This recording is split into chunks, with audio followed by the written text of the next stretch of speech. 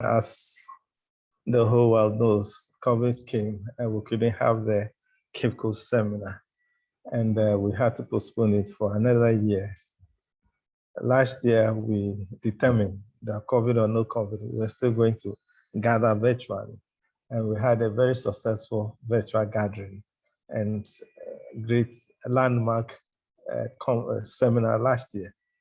This year, because of COVID again, we could not still visit Cape Coast as we are all longing to be. But by the grace of God, we still gathered virtual.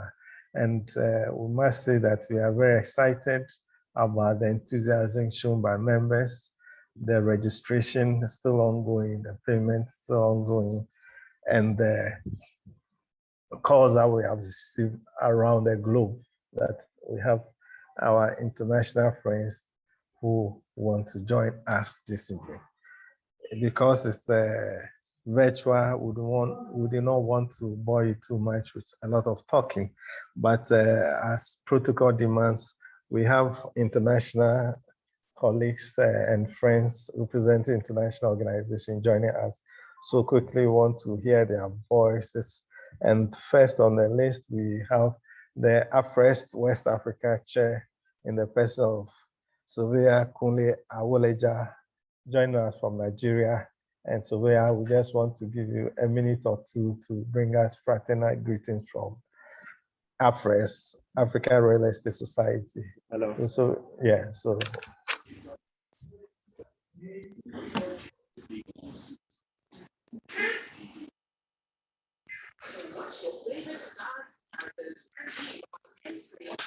Yeah, I want to abide with existing protocol, and it's a great honor for me once again to be with the Ghana Institution of Surveyors, Valuation and Estate Surveying Division. And for all our friends over there, the chairman, Surveyor Kofi Kobod, our past president, AFRES, and past president of JHIS, and all our colleagues over there, I bring you sincere greetings from AFRES, the African Real Estate Society, and we've come a long way with the Ghana Institution of Surveyors, and we are always with you. I don't want to, because I want to listen and learn from what the seminar. I just want to say that it's sincere greetings from African Real Estate Society, West African chapter. Thank you, and God bless. We are grateful, and please extend our gratitude to our colleagues also in Nigeria. And no problem. You're welcome. All right, thank you. And we also want to call the newly elected FIG Vice President and the President of LISAC, Sylvia Kwame Tinedu, to also give us a fraternal greetings from FIG. So Sylvia Tinedu. Hello, yes.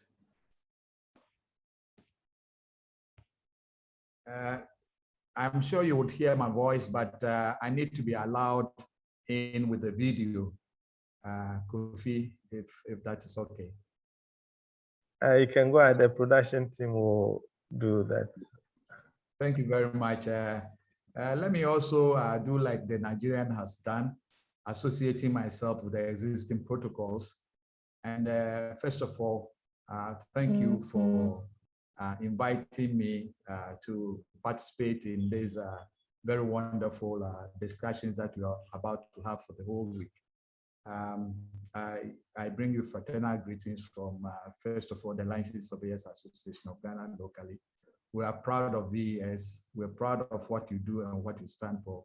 We're ever committed to collaborate and cooperate with you for the advancement of this motherland.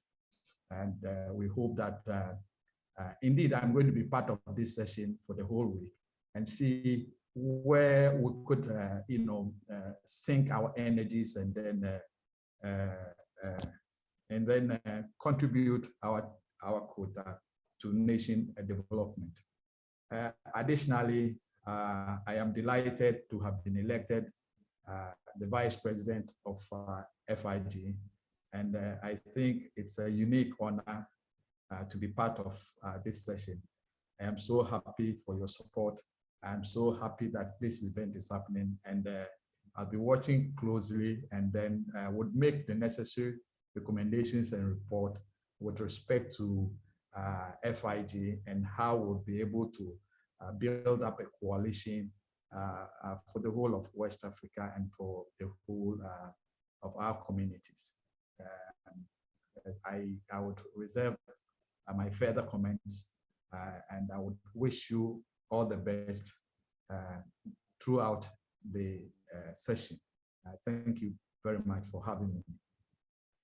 We're most grateful to you, Surveyor Kwame Tinedu, FIG Vice President, at least the international and the global flavor for our conference. And please extend our gratitude to FIG Global and Africa. And we are grateful for your message, and we look forward to collaborate, because as for land, it has different parts, and all the parts of land professionals should be twins and siblings. So we are happy for your message. We take it in good faith, and we also grateful that not only you, a lot of land surveyors have also joined in this seminar, and it gives us a lot of excitement that we are doing something good and attractive. Thank you very much. And on this note, I also want to invite the, right, thank you very much, Surveyor. And we also want to quickly invite the chairman of the Land Survey Division, Surveyor Akwa, to also bring us a message from Land Surveying Division. Thank you, Chairman. And good evening to you all. Good evening. And I want to say, Chairman for the occasion, fellow surveyors, ladies and gentlemen, on behalf of the Land Surveying Division, I'm delighted to join you for the 38th annual seminar, which starts this evening. We brought our seminar to an end last Thursday, and I must say it was very successful beyond our expectation. Our theme was the Land Act 1036 and the Land Surveyor. And I think you've also weaved your team around the same Land Act. Now, I want to share a revelation I had after the 4-day seminar. And I want to say that when ingredients for preparation of meal have been provided, but there is no chef to take control of it, then it's going to be a disaster. And this reminds me of what Dr. Kwame Nkrumah said. The declaration he made at the Polo Ground on the eve of our independence. He said the independence of Ghana is meaningless unless it is linked to the total liberation of the whole of Africa. What am I trying to say? The passage of the Land Act 1036 needs the Surveying Council Act immediately to identify professional members who will be at the center of the action. On that note, I want to wish you a successful seminar. And I promise I will join you every Wednesday evening. Thank you very much. Thank you very much for the encouragement and then the challenge to make sure that the Survey Council bill is passed to give life to the act. And we also want to assure you and our colleagues from the other divisions that as far as the VES seminar is concerned, it will be a September to remember, and therefore we're not sure you'll be wasting our time. And because of time, asked other colleagues and other professional bodies who want to give fraternal greetings. We'll do that next week. Chamber of Construction, the QS division, and then the castle. The messages will come during next week's meeting. So we'd want to, without much ado, invite the Ghana Institution of Surveyors, the president, Surveyor Dr. John Amagulu, to formally open the seminar and to give us a short address. And then, ladies and gentlemen, we'll be getting right to the center of the podium. So without much ado, help me welcome Surveyor Dr. John Amagulu to give us his opening address and then formally open the 2021 VES. And thank you all. Good evening, ladies and gentlemen. Good evening on behalf of everybody. Thank you. It gives me much pleasure to be with you this evening on the 35th Valuation and Estate Surveying Divisional Seminar under the theme Emerging Legal and Institutional Dynamics and the Practice of the Valuation and Estate Surveying Profession. I'm very grateful that this theme and the seminar has come at the time that we have two powerful laws passed into an act. That is the Real Estate Agency Act 2020, Act 1047, and then the Land Act 2020, Act 1036. Usually we take our divisional seminars as our continuous professional development. And I'm very happy that your team is circulating around the Land Act, which is going to actually show all of us the way our profession is going to be practiced.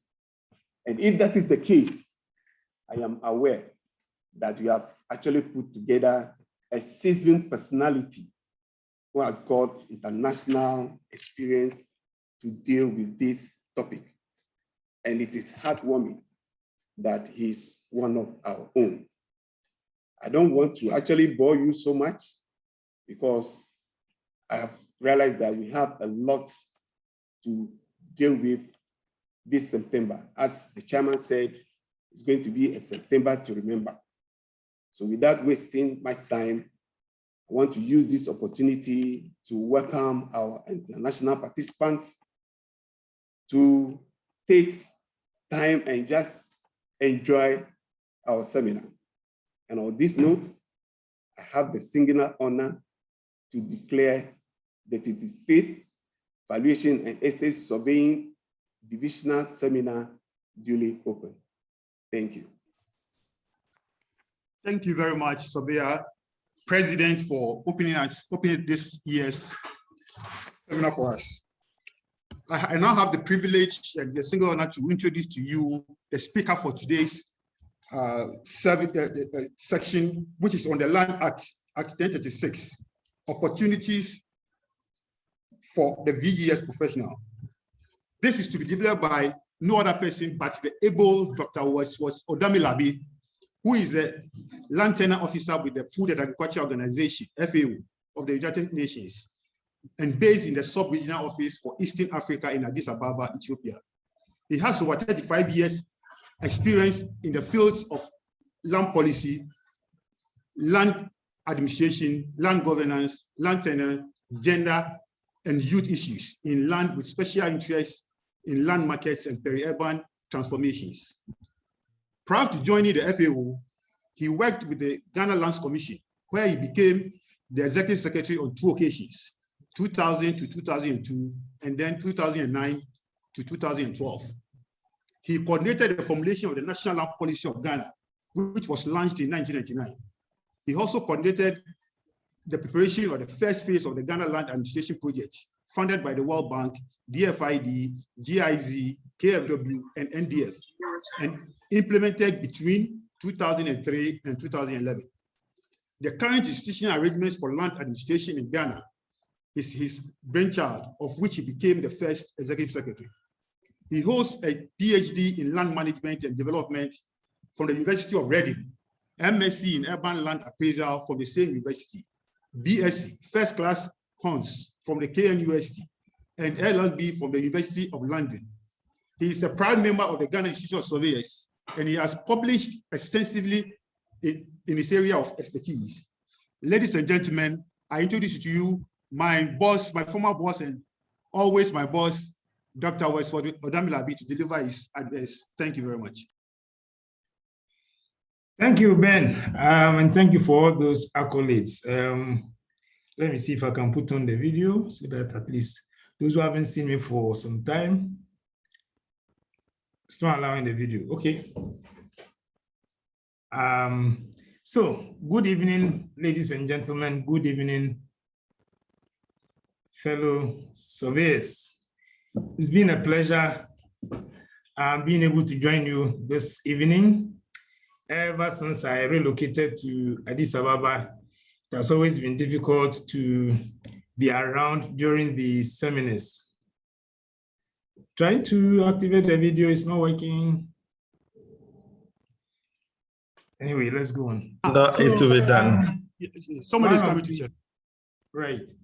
One of the positives for COVID has been the ability to telework from Accra since August 2020. So I've been around, but still very busy doing my day-to-day office work.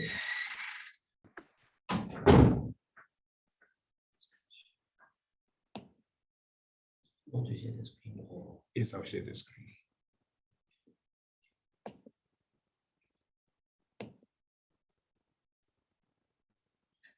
The document should be open first.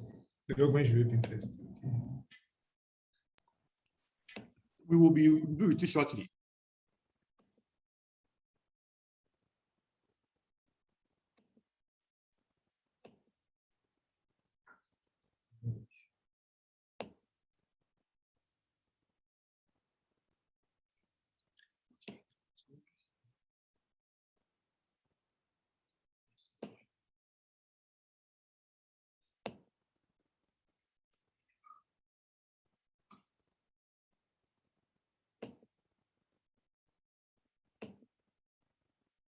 Okay, so unfortunately, technology is failing us. So those who haven't seen me for a while will still miss the opportunity, and I also miss the opportunity for seeing others. I've shared my screen. Is it visible from the other side? Yes, we can see it from here. Right, thank you. President of the Ghana Institution of Surveyors and fellow colleagues. We are looking at the Land Act 2020, opportunities for the VES professional. It's for those of us who have been around. Wow. Screen is not moving. The screen is not moving. Okay, right. For those of us who have followed the land reform, tenure reform that we embarked upon since 1999, the passing of the Land Act represents a victorious moment for us, because when this whole journey started, everybody was wondering whether we will ever get to where we are. But after so many years, we passed the National Land Policy in 1999, and we passed this one in 2020. So almost 19 years of pursuing all the issues that and all the reforms that we have been able to do up till now.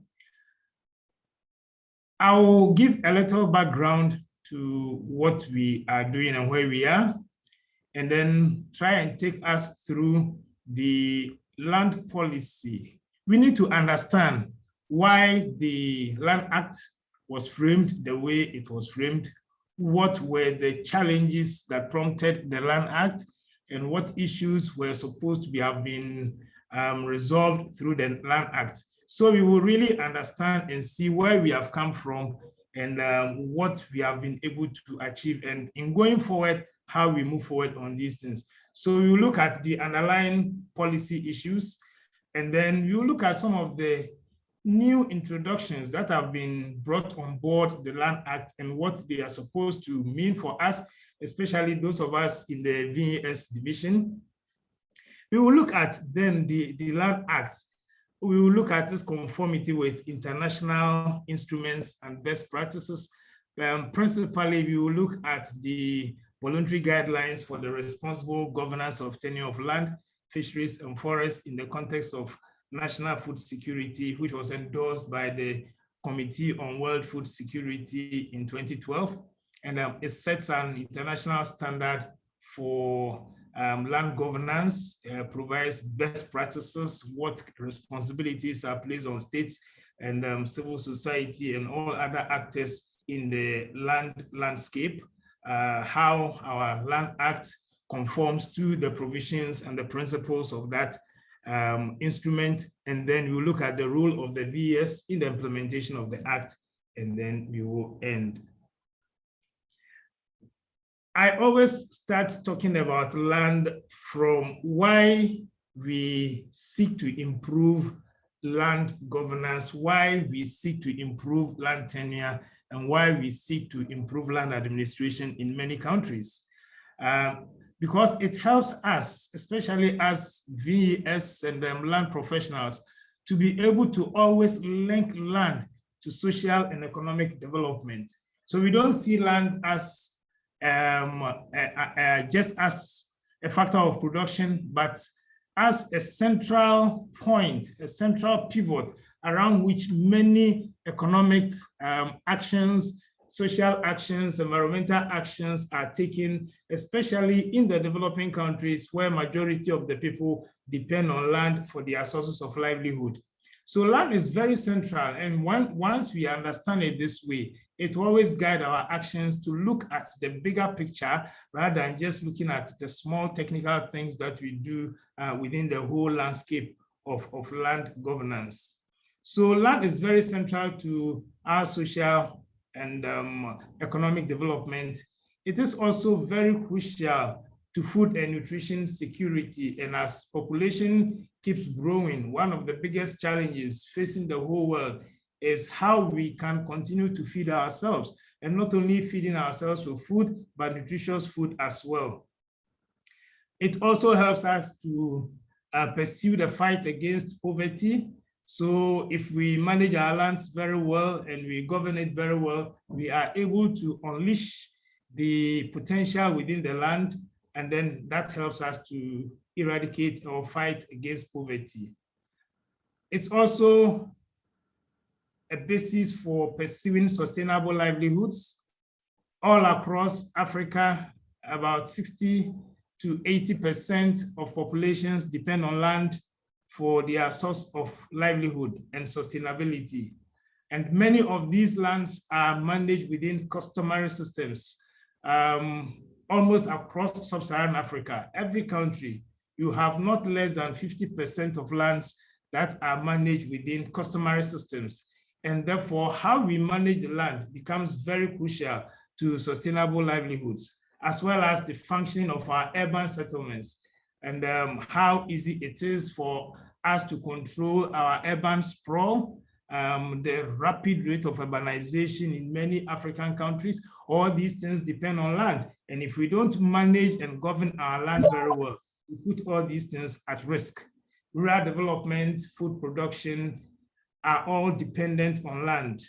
And then also the land and environment nexus. If we are able to manage it very well, we all know what the whole world is facing, the global challenge of climate change and global warming, floods, fires, and all those things. When you come to our side of the world, we have a lot of issues with land degradation, land fertility, soil fertility that is going down, all because the environment is not being managed very well. So if we understand the tenure and environment nexus, it helps us as tenure professionals to really make a case and also work to ensure that good land governance helps to maintain good environmental management. And also peace and security. Again, in many countries, where there have been conflicts, one of the causes, either remote or immediate causes of the conflict, has always been access to land, land resources, benefit sharing, and all those issues. So if we are able to get the governance system right, we are able to ensure that there is peace and security on the continent and in the country, and this helps people to pursue their economic functions very well. Just a few facts that I just also want to bring out so that, again, it gives us an idea as to what is happening in Ghana. We all know that 80% of our lands are managed within customary systems and 20% are within the public system. There was a perception survey of tenure security by an organization called Prindex in 2018. And they found out that interestingly, 62% feel secure in their land, and only 27% feel insecure. 26% of those who were surveyed indicated that they have formal documents to prove their ownership or use rights. 10% had only informal documents, and 54% have no documents at all.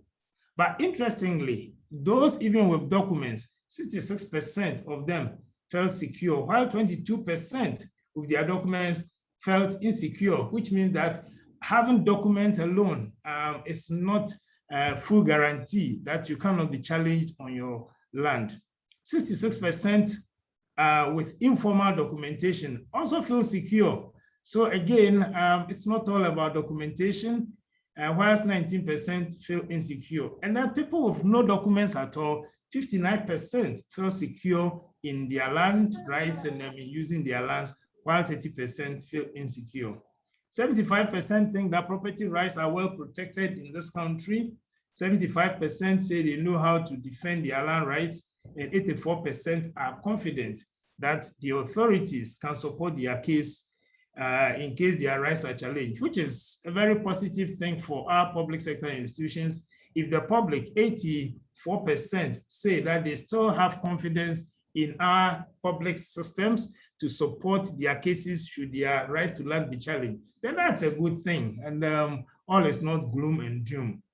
The implication is that tenure security, which is very fundamental to the carrying out of many social and economic activities on land, is not based on documentation alone. The biggest basis is the legitimacy that people accord to others who use their land. So people without any documents at all, once their communities know that the land is theirs and no one is going to challenge them, they feel comfortable. This is not to say that documentation is not important, but just to let us know the environment in which we are operating and the fact that we need to make more case, a stronger case if we want to improve upon the land documentation in this country. We need to make a stronger case and convince people that it is very important that the lands are recorded. So where did we come from and where are we now? I have this simple schema that shows the land policy framework. We identified a lot of challenges in the 1990s, and which then led to the preparation of the land policy document through participatory processes, and it was launched in June 1999. And since then, that has been the land policy document that we have in this country. Interestingly, around the time that we did the land policy, there was a wave across the continent for many countries to also try and prepare their own land policy. I remember a delegation came from Malawi to come and study our land policy, and then they went and did the same, and then they passed their land policy in 2002. So Ghana has been a good starter and a beacon, even in the area of land, with all the challenges that we face. It's not all that gloom. So it's good. We had our land policy document, and then from the land policy, you now tease out what needs to be put in a law, because the policies must be backed by law. It is the law that's going to give teeth to the policy document and enable the policy implemented. So that is where we are. We now have the legal framework. We are left with the implementation and then how we monitor the implementation to ensure that the problems that these laws were meant to solve are all solved. So we go back to problem identification and see whether we have solved the problem and whether new ones have come up, and then go through the cycle again. So as a country, we are now at step 3, where we have the legal framework, and then we have to move into step 4, implementation, and then we monitor as we implement. So what does the land policy say about some of the key challenges that we faced? In 1999, we launched the land policy. I've tried to reorganize my thoughts along 4 main themes: on land management, land administration, land governance, and land use. If you pick the land policy document, you will see them this way. But I thought these are the main chunks, thematic areas that we need to look at for this evening. So on land management, the policy document identified indeterminate boundaries of lands, state and customary lands, the general indiscipline in the land markets, the encroachments, the multiple sale of the same piece of land, the unidentified boundaries, and therefore the fight over land were all identified. Then we have legacy issues from compulsory acquisition by the state, unpaid compensation, change of beneficiaries, change of use, and all the attendant challenges and problems, the court decisions, and all those issues. We needed to have a way of dealing with this as a country. Then the management of vested lands has also been a very vexed issue in this country, bringing a lot of conflict between the state and the customary owners whose lands have been vested. Then inadequate security of tenure due to conflicts between and within the landowning groups. If you look at what has happened in Accra over the past 20 years, the fission and the division amongst two families, individuals that have sprung up, all of them claiming to be allodial owners and therefore capable of selling land. These were some of the key land management issues that were identified in the land policy document. On land use planning, generally, the discipline in the land market, unapproved development schemes, haphazard development, which we call it development being ahead of planning, which some of us is also planning failure, because planning by nature is prescriptive and therefore should always be ahead of plan development. But we have that challenge: poor environmental management, land degradation. We had issues with pastoralists and cattle ranchers and all the people who used to come and create a lot of confusion just because our land use have not been properly organized. And then you have conflicting and incompatible land uses for agricultural, industrial, commercial, and residential development. And sometimes even within the same residential area, you have industries that if a proper land use planning had been done, they would not be where they are. So under land use planning, these were the key things that the policy document identified. Now, land administration, recognized the weak land administration system, which was characterized by lack of comprehensive land policy framework, inadequate and outdated legislation. We had so many laws, but at the same time, we had inadequate laws.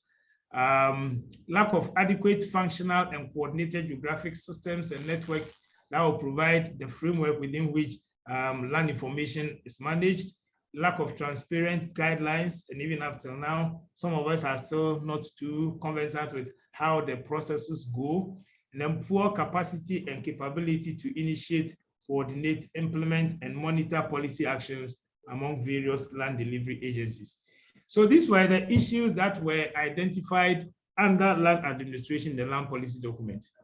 Then on land governance, mainly about consultation, the governance structures for managing land, for administering land and land rights were the main key issues. Lack of consultation with landowners and chiefs in decision-making, land allocation, land acquisition, land management, utilization, and development of land, poor management of disputes between the state and private landowning groups, and in the courts, the number of land cases in the courts that were going on at the time.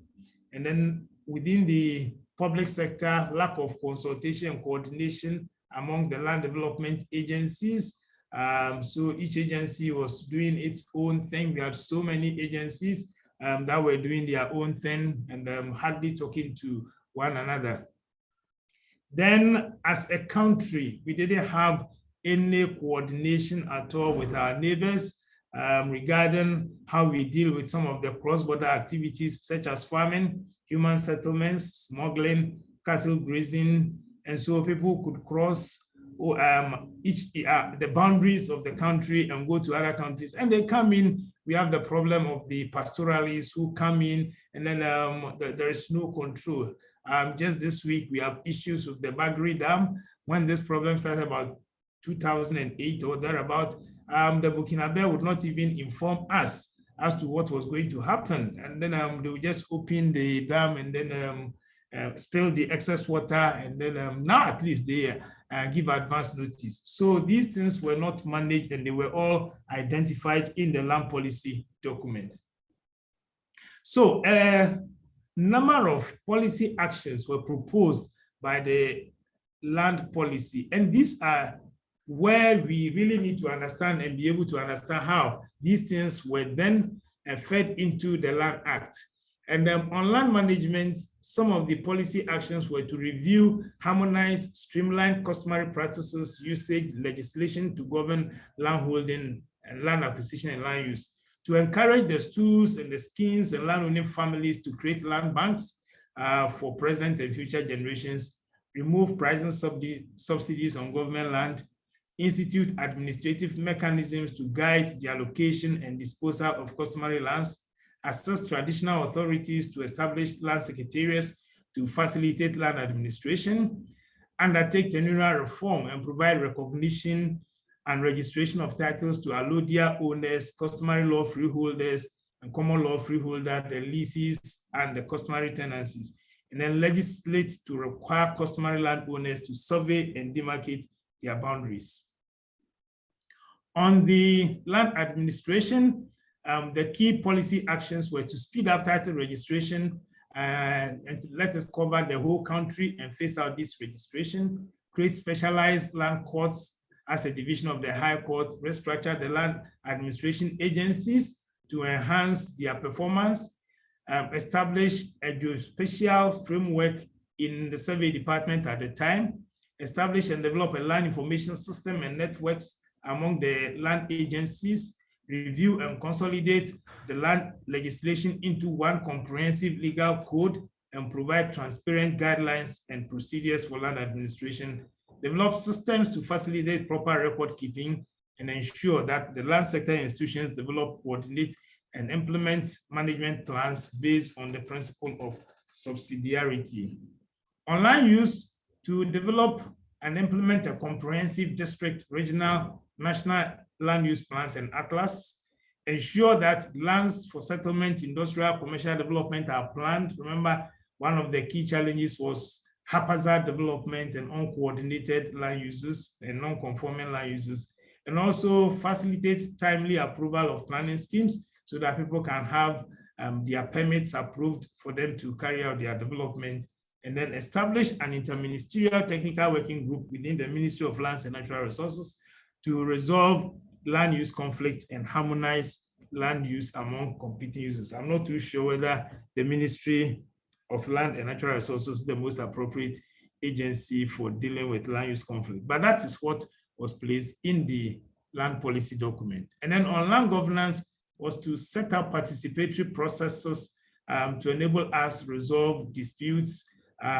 also harmonize and streamline customary practices, legislate to impose appropriate levies and penalties on or taxes on undeveloped lands so that we can reduce the acquisition of large tracts of land where people acquire and leave them for years without development, whether the state can cream off some revenue from them, and also develop capacities on land tenure and land management for all the agencies. So these are the underlying issues that pushed us into all the land laws and the laws that have been revised over the years, especially since 2017, oh, sorry, 2015. So now let's look at what has happened. These were the policy provisions, these were the policy proposals. How have we been able to translate them into legal frameworks? Because without the legal frameworks, the policies by themselves cannot be implemented. You need to implement them through laws. So let's look at the legal frameworks. So based on the national land policy, 3 key legal or laws have been passed. The Lands Commission Act 2008, many of us don't recognize and reckon that the Lands Commission Act, as we have it now, came out of the national land policy. And if you followed my presentation, you realize that one of the policy recommendations was to streamline all the institutional agencies, bring them together, and create one agency that will help to improve efficiency and effectiveness of land services delivery. So the Lands Commission Act was passed in 2008, Act 767. Then the Land Use and Spatial Planning Act was passed in 2016, Act 925. And now we have the Land Act 2020, Act 1036, which is the focus of this evening's discussion. We also have the Office of the Administrator of Stolen Lands Act, which was passed in 1994. It couldn't be brought on board the institutional reforms because at the time, that would have required an amendment to the Constitution. And we were advised that the government at the time was not too keen on any amendment to the Constitution. So we had to do the reforms within the existing framework of the Constitution. And since the Office of the Administrator of Stolen Lands was created by the Constitution, without a constitutional amendment, we couldn't touch it.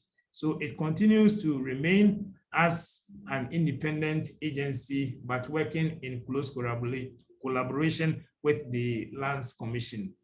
And then also we have the Real Estate Agency Act, which was also passed last year in 2020, Act 1047. So these are currently the core legal frameworks or laws that we have to deal with as valuation and estate surveying professionals as we pursue our various disciplines. And don't let us lose sight of the fact that the Land Use and Spatial Planning Act is also very important for us. So let us read to understand what it is, how the land uses are to be organized, because as a development lead, which the VES professional is supposed to be, you should understand the planning processes in this country and be able to help and lead the process. So for this evening, we are looking at the Land Act 2020, Act 1036. Just to remind us that it is a consolidation, harmonized and reviewed act with new provisions to ensure sustainable land administration and management, effective and efficient land tenure. So that is the objective of the Land Act. And it fits in squarely into the land policy or what the land policy is. And because it's a consolidation act, 12 substantive laws were repealed. A whole list of them were repealed. Act 125, Act 122, PNDC Law 152, all of them were repealed. The Conveyancing Decree or Conveyancing Act, they were all repealed. They've all been repealed. So now we have one consolidated act that guides us in all these things.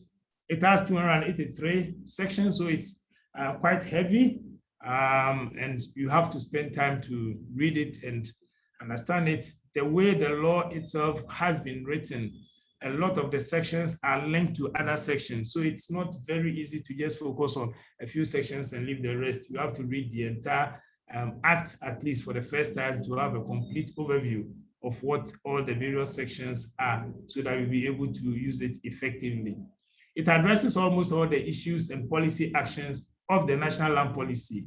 except the legacy issues of compulsory acquisition, for which law cannot apply unless it takes retrospective effect. And you know, in Ghana, we cannot pass laws that take retrospective effect. So some of the issues on compulsory acquisition, such as what do we do with lands that have been acquired and for which no compensation has been paid, lands that have been acquired in excess of actual need, and all those things cannot be dealt with and were not dealt with in the law.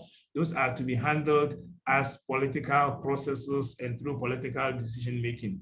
But the Act takes or makes proposals for forestalling or preventing all those issues that have accumulated in the past. I will go through some of them.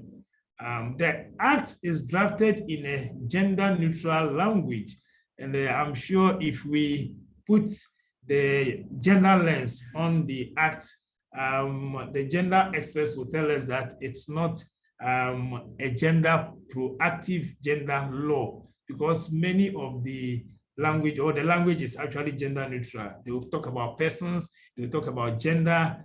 The gender activists will say, we want to see men and women reflected in the Act. So, for example, the section that says that there can be no discrimination on any grounds when making decisions on customary lands.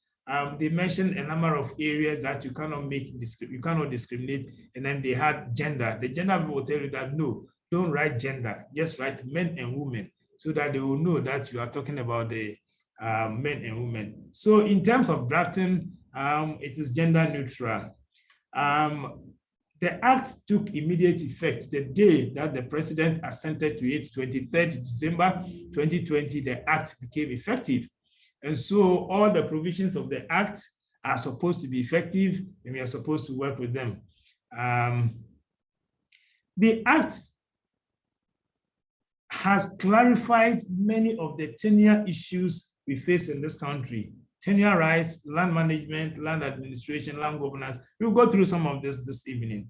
But it is a heavy legislation. A lot of the issues there are very heavy, so a lot of them need to be unpacked through legislative instruments. So the Act has already identified 24 LIs that must be passed under the Act. And the earlier we get our acts together to pass those acts, the better, so that the Act can be implemented the way it should. Otherwise, it leaves a lot of discretion in the hands of public officers, and they will use their own understanding and meaning to implement and work with the Act. Again, one thing about the Act is it has many sanctions, including sanctions on public officers. So again, all the public officers must take note that this time you will be answerable if you mess up in your responsibility. You will have to face the law and take the responsibility for the actions. So you have to be very careful. And then also for several issues, there are sanctions that have been identified for which people will be punished if they go against it. So since the Act is already effective, our preparedness for its implementation is quite a challenge. As we go through, you see some of these areas. So I will quickly go through this.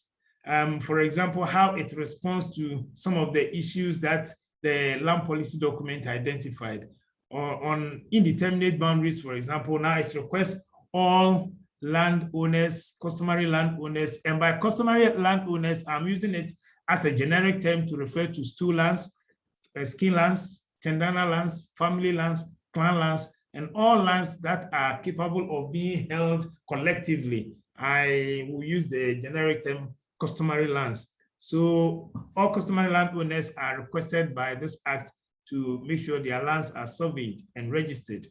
And they can only give out portions, make dispositions out of the land when they have registered their titles. There's a very onerous responsibility on the landowners. On the general indiscipline in the land market, I think one of the new additions is Section 12 that talks about the prohibition in the use of land guards, any form of activity that you would take to protect your land that inspires violence is prohibited under the law. Then also during the land administration project, we experimented with customary land secretariats. And one of the key issues that kept rising or coming up was, but these things are not backed by any law. So why are you insisting that schools and families should set up CLSs? Now, the law has made provision for the establishment, functioning, funding, and everything that the CLSs must do. There's explicit provision on the management of customary lands, and then also on the commons. Commons are the common resources, common grazing lands, community lands, forests, hunting grounds, and all those things. There is provision for their protection. And then also, one of the new things is the proscription of freeholds over clan and family lands. Prior to the coming into effect of this act, there were, family lands could be granted on freehold basis, clan lands could be granted on freehold basis, because the High Court in Ho had then said that the family lands and clan lands could not be brought under the ambit of stool and skin lands, for which only leases must be granted and for which the concurrence of the Lands Commission was required. By this law now, family lands and clan lands have now been brought within the purview of the management framework for stool and skin lands as well. So now they all require to be granted concurrence. You cannot grant any freeholds out of them. The act does not take retrospective effect. I've already said it. Management of vested lands is provided for in sections 268 and to 270. And then for inadequate security of tenure, one of the good things about this act, the first 11 sections, is how it has clarified all rights and interests in land without any doubt at all. Now it is now possible to take any piece of land, any rights or interest any person has, and put it within one of these categories that have been identified in the act. So there's no room for ambiguity at all. On land administration, we have the National Land Policy, then we have the acts to make room or make up for the inadequate and outdated legislation. Then the act also provides a lot of clarity on many issues to make up for the lack of transparent guidelines, and then the poor capacity and capability. I think the Lands Commission Act has been made to empower and strengthen the commission to coordinate all the activities of the land sector agencies. On land governance, the Act has provided for consultation and participation for some of the activities and provisions of the Act, but not much on free, prior, and informed consent, which is one of the current modern tenets in the management of lands, that people who daily live on the land must be part of the decision-making processes, and that their free, prior, and informed consent are needed before major decisions can be taken that will affect their rights. We don't see that much in the Act, but otherwise, there are provisions for consultation and participation in some of the activities prescribed under the Act. On management of disputes, again, it is very instructive to know that the Act makes reference and provides for the use of ADR mechanisms, alternative dispute resolution mechanisms, to resolve almost all issues as the first point of call for resolving disputes on all issues. You have to refer to ADR. That's okay. Some of the issues are such that no matter what, it's very difficult for ADR to resolve them, especially when it comes to declaration of title, where the land either belongs to Mr. A or Mr. B, and there cannot be any middle way. Then that one becomes a bit difficult. But I hope that with the reference to the ADR, if the ADR is managed very well and the awards are recorded very well, you'll be able to deal with a lot of the disputes that will arise through the ADR mechanisms. The Lands Commission has been mandated to coordinate a lot of the institutions and agencies and to work closely with the Office of the Administrator of Stool Lands in respect of stool and skin lands. Unfortunately, we didn't put any provision in the Act on how to manage our relationships with our neighbors and how to deal with the cross-border issues. All the issues on land use planning has been provided for under the Land Use and Spatial Planning Act. So now let's look at some of the essential features of the Act. I've already made reference to the well-clarified land rights, types of interest we can hold in land in sections 1 to 11. The allodial title, the common law freehold, the customary law freehold, the usufructory interest, leaseholds, and customary tenancy. And I think one of the key things that we will have to look at carefully is the definition or the clarity given to customary law freehold. One of the key issues that has always been a bother in this country has been the people who have settled on land since time immemorial and who claim they bought these lands from the stools, and sometimes there are no documents. They don't attorn any tenancy to anybody. They are there in their own rights, and yet they are not accorded any legal rights to those lands. The customary law freehold has come to define those rights. So when you look at the progression of the cocoa industry, the way people moved from the eastern region, from Akuapem and Krobo land, and they migrated and bought lands and settled on these lands, many of them don't have documents that they can show forth at this time, because those who bought those lands, many of them are dead and gone. But at least they have been on these lands for years, hundreds of years, and no one is challenging them on the occupation of their lands. They don't pay any rent to anybody.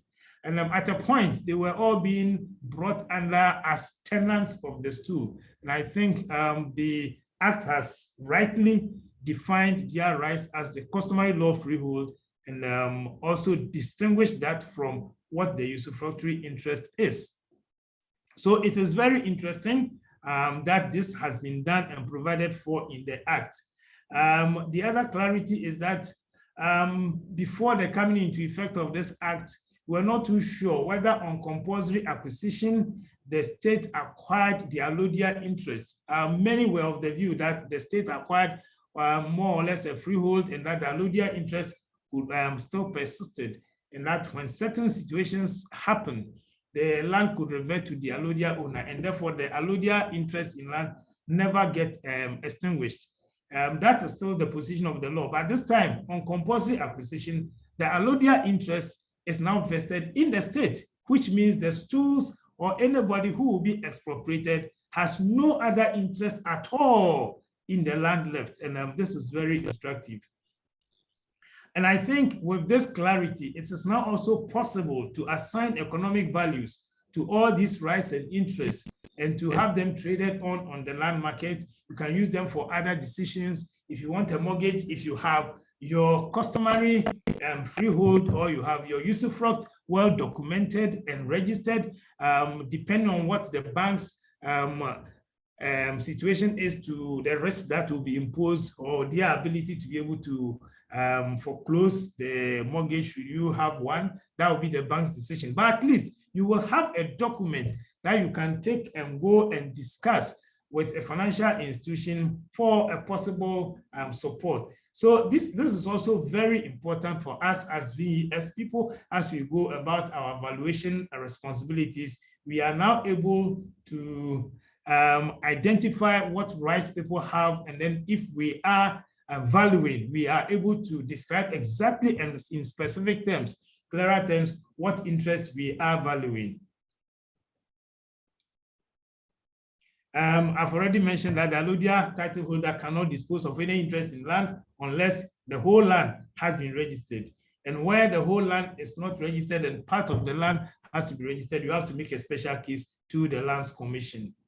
I think one other thing that has been clarified is the fact that now when people destool their chiefs or they remove their heads of families, it does not undo all the actions of the person who has been destooled or who has been changed.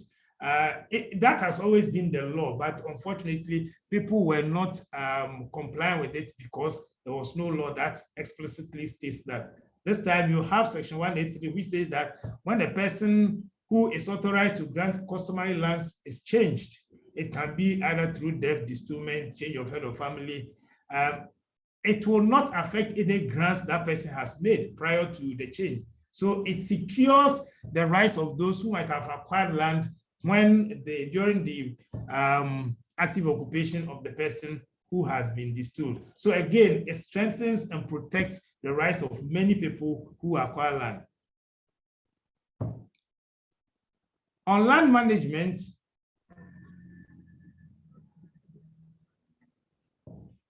again, there is clarity on how land is to be disposed of, how land can be transferred, who can prepare a conveyance. Unfortunately, we lost out to the lawyers on this in section 33. Only lawyers can prepare conveyances, which, well, I think it wasn't too good for us. I don't know why we couldn't make a case for ourselves, but now only lawyers can prepare mode of transfer of land. All of them are provided. Recording of oral grants, this has always been in our law. It was in the Conveyancing Act, but it's never been implemented. I hope this time we'll be able to have the mechanisms for implementing the recording of oral grants. I think one other thing that has also been introduced in the law, which is very interesting, is the protection of matrimonial property. Sections 8, section 125, section 97, quite a number of sections, section 47, all indicate that if you are a married person and during the course of your marriage, you acquire any property, whether your spouse is aware or not, whether your spouse is part of it or not, you take that land as a joint owner with your spouse. And so if you are going to make any decision, for example, if you want to transfer that land, if you want to mortgage that land, if you want to deal with that land, you need the written consent of your spouse to be able to do that. So there's also another interesting provision. We are yet to find out those who are in polygamous relationships, how they are going to deal with this, but at least there has been introduction of a legislation that protects matrimonial property or property acquired during the course of marriage. Another interesting part has been the introduction of renewal of leases by legal means. Again, we should understand that with the introduction of leases for family and clan lands, virtually all lands in this country will have to be granted under leases. Leases are very technical transactions and contracts that must be effectively and actively managed. And one of the key issues has always been what happens when the lease expires and if the lease did not have any provision for renewal. This was one of the issues that confronted us when we were doing a lot of consultations during the land administration project. And at least the Act has made provision that if you are an indigenous person, your lease will be automatically renewed when it expires. That's section 50.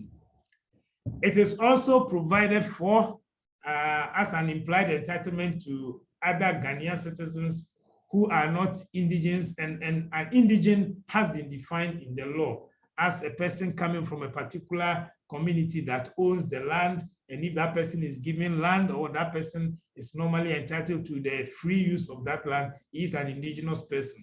Before the coming into effect of this act, if such a person wanted a document for a piece of land that he has built on to be able to use it for other economic transactions, all that he could get was to go to his chief or head of family for a lease. And the renewal of leases is for this category of people. And they are now entitled to automatic renewal when those leases expire. For other citizens who are not indigenous to the place where they have acquired land, there is an implied covenant that when the lease expires, you will be, or it will be renewed for you. It's not automatic. They didn't use the word automatic, but at least there is the implied covenant there.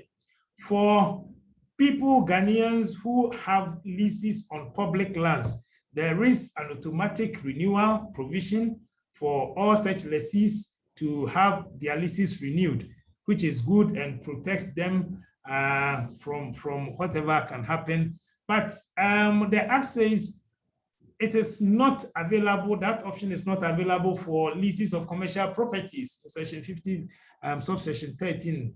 Why, I don't know, and there is no other provision on renewal of leases for commercial properties. We are not too sure whether it means when your commercial lease expires, that is it, or whatever will happen to it. There's no provision on commercial leases. Perhaps in the LIs, that will be spelled out as to what will happen to commercial leases. Again, for renewal of leases for non-Ghanaians, you know, our laws are very strict on non-Ghanaians owning and acquiring properties and property rights in Ghana. If they are all entitled to 50-year leases, and the Act says that there is no option or there's no provision for leases for non-Ghanaians to be renewed if the lease, the current lease they are on, does not make provision for the renewal of those leases. I think this is a very harsh provision. We don't know why. So those people who have leases that have not been, or that do not have any renewal clauses are losing out on the strength of this act.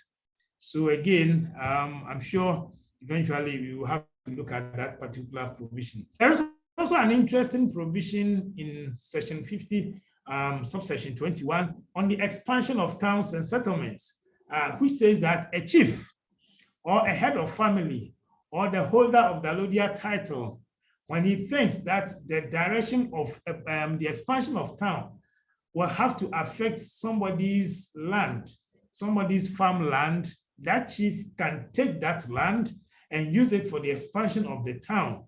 And then pays compensation of 40% of the value of 40 plots to that owner. I think, again, this is a very strong provision. It is good to make provision for the expansion of our towns and villages, but I think it should have been through participatory processes rather than more or less allowing landowners, allodial holders, to compulsorily acquire land for expansion of towns and villages. But that is what the law is at the moment. That they can, it's more or less giving them authority to compulsorily acquire land and use it for expansion of the town and the village.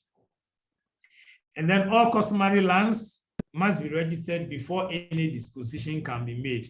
There is a penalty for its contravention, that if you give out land that you have not registered your own title, you can be sanctioned and punished for it. Oops. A little challenge here. It's not moving.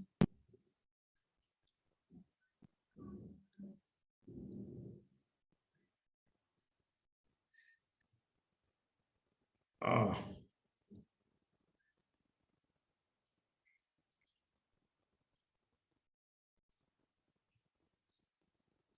Right. So on land administration, there's provision that you cannot exact payment for consent, for granting consent, except a reasonable sum for administrative expenses. So you cannot go and say for consent, pay so much before I grant you the consent. The Act frowns on that. Not too sure. Currently, if you look at the fees and charges schedule of the Lands Commission, they say for consent, they are taking 2% of the value of the land. It's not too clear whether this provision applies to public lands, because in section 62.4, it says the minister will make regulations on this in consultation with the Lands Commission and OASL. Can we therefore say it refers to only stew lands, and can the Lands Commission continue to charge 2% when other people are not allowed to charge at all? We can recollect not too long ago when some people wanted information from a public office how much the court said they should take. So some of these things can be taken to court if it is proven that the Lands Commission can continue to take a percentage for granting consent. But otherwise, the Act explicitly says you cannot charge to grant consent.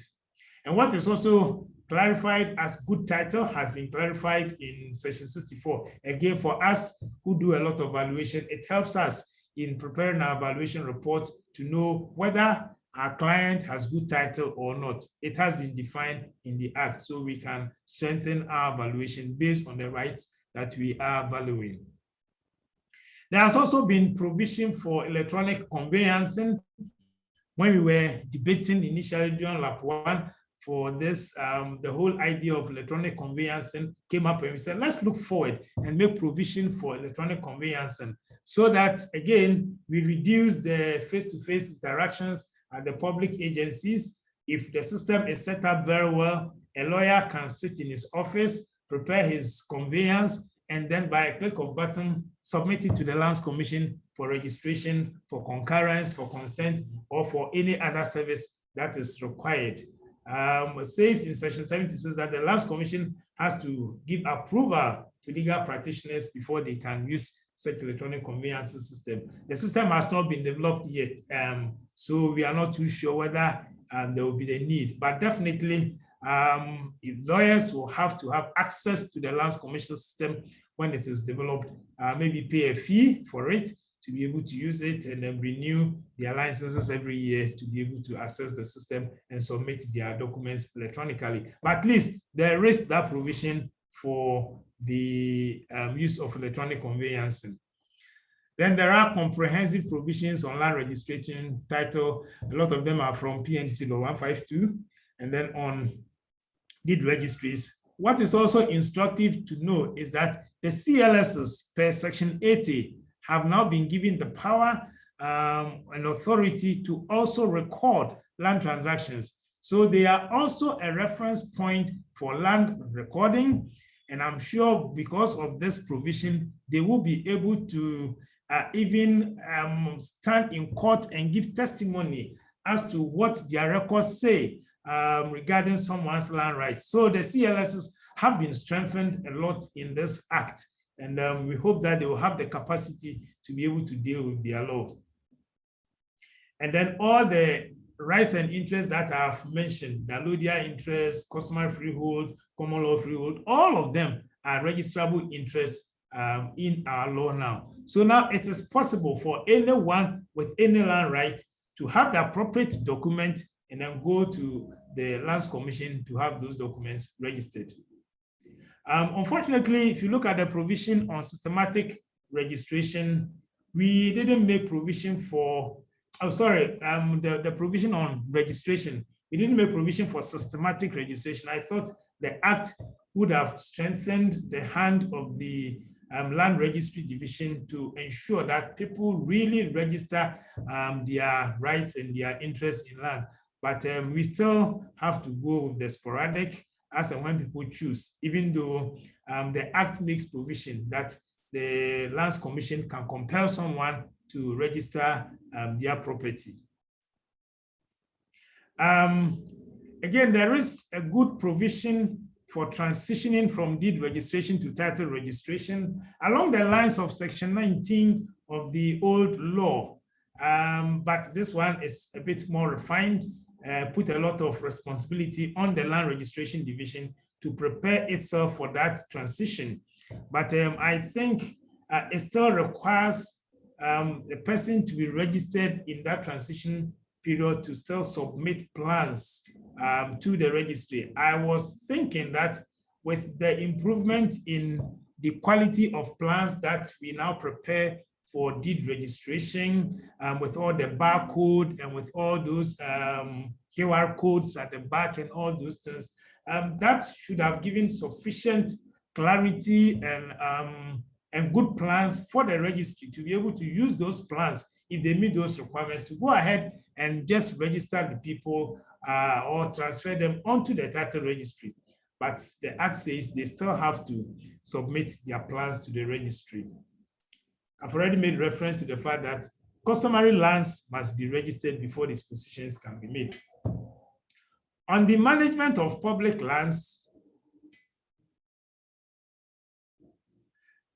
now, in addition to compulsory acquisition, the state can also acquire land through private treaty. So the state can purchase land through a contract, normal on the market or market-based transaction, and negotiate and acquire or buy a piece of land. the state can also take as a gift any piece of land that is given to it.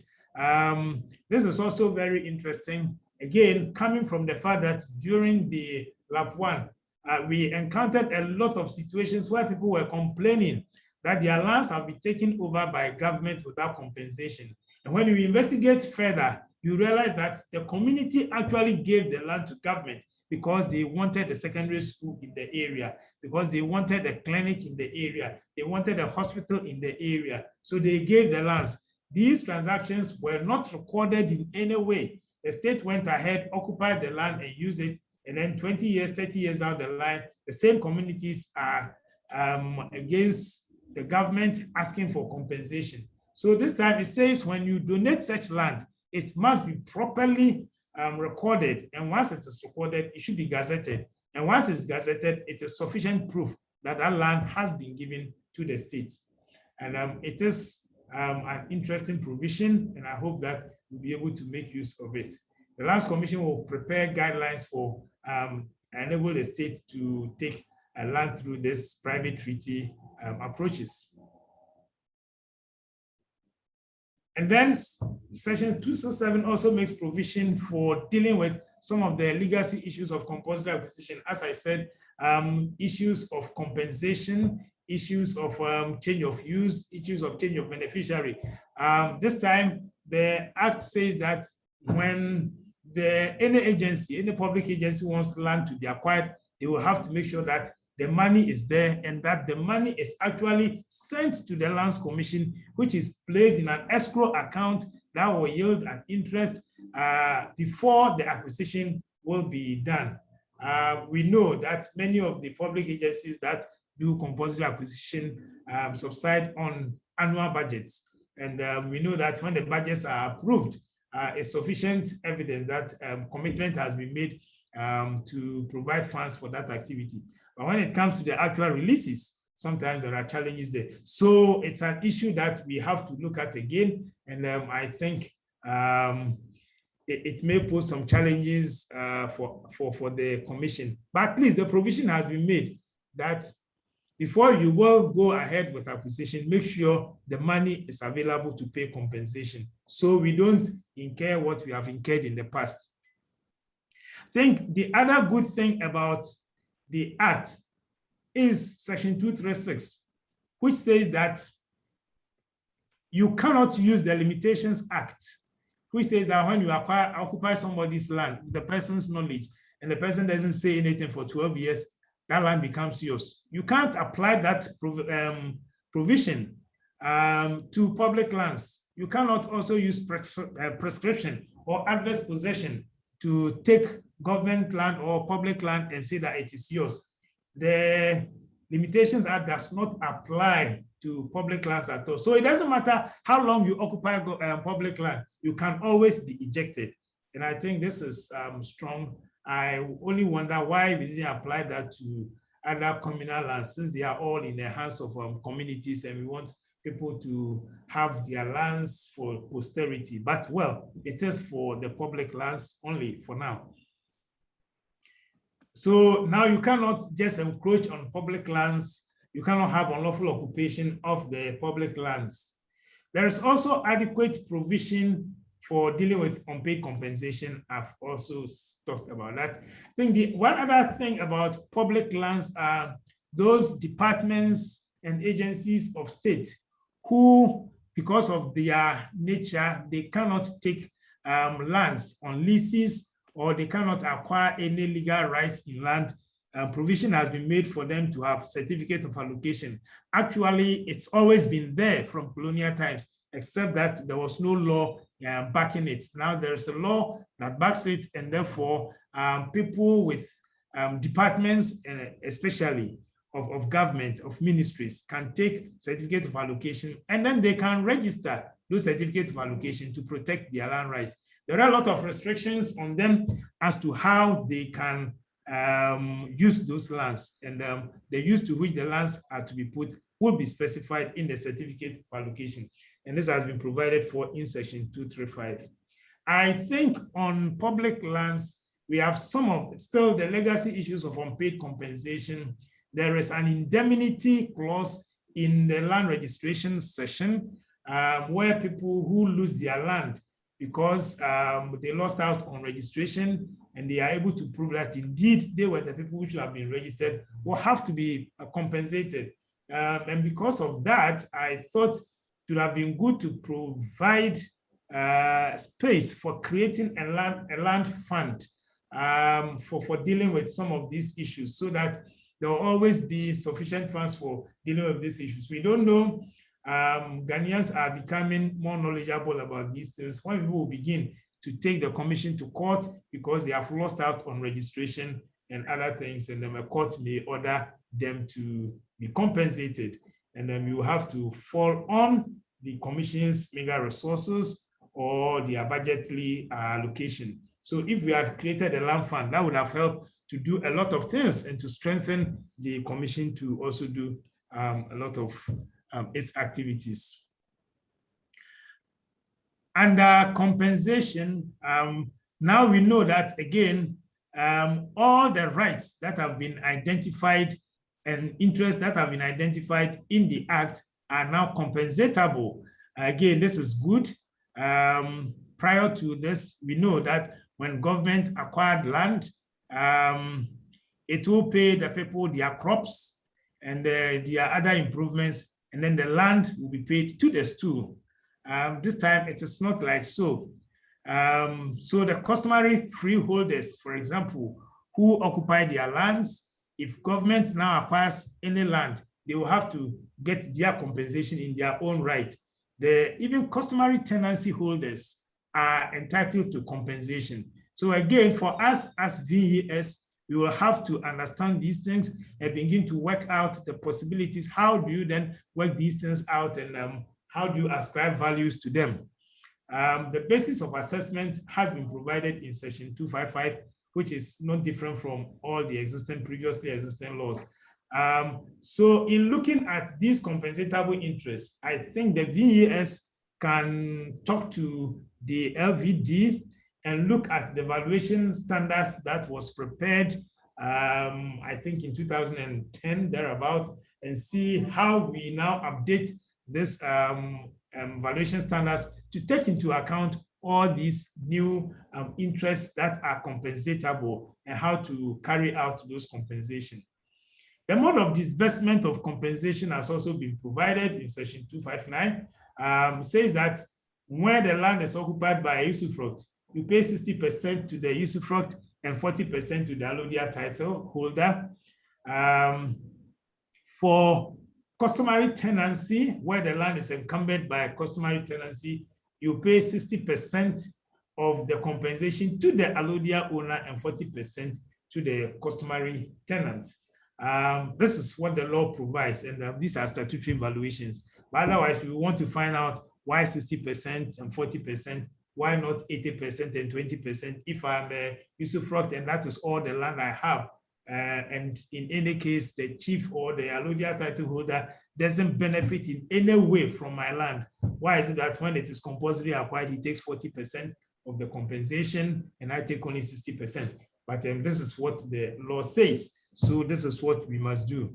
And it is interesting that when you look at the chief, when the chief extends or decides to expand the boundaries of the village and it takes over land that belongs to a usufruct, that one, the usufruct is entitled to only 40% of the value. But here, if it's compulsory acquisition, they get 60%.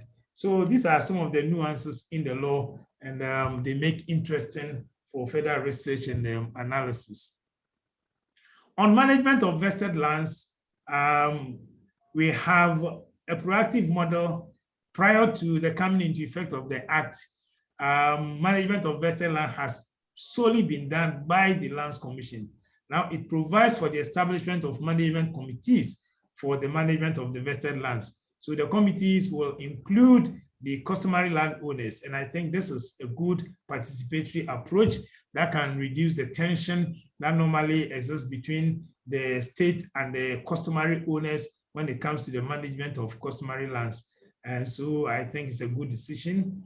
At section 270, it appears that a decision has been taken and provision has been made in the act to divest all the vested lands.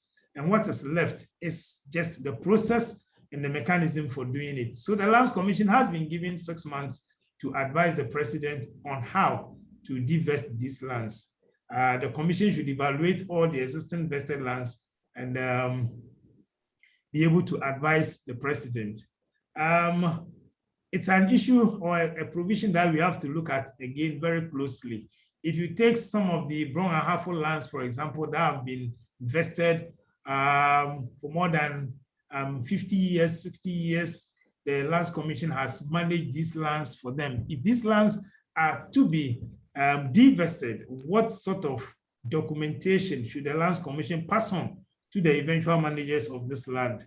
Will they have the capacity to manage them the way they have been managed? Will there be an opportunity for conflicts to resurrect on these lands? Is divesting the best option? These are some of the things that as VES professionals, we can debate and see if perhaps we can also add our voice to the advice that the Lands Commission has to give to the president, so that at the end of the day, we have a very solid policy proposal that will stand the test of time and that will endure for the benefit of all the people.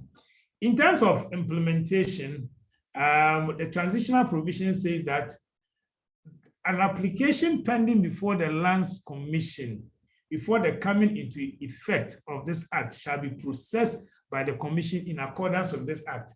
So literally what it means is on 23rd December 2020, if there was any freehold in any of the offices of the Lands Commission, by law, that freehold cannot be processed. It has to be converted into a leasehold. If there was any application for consent pending, that consent cannot be charged for. The preparedness of the Lands Commission to be able to do this is a bit challenging, and we don't know, the commission hasn't come up with any modalities for doing these things, but this is what was placed in the transitional provisions. I think the rationale is to ensure that people don't prepare documents and backdate them.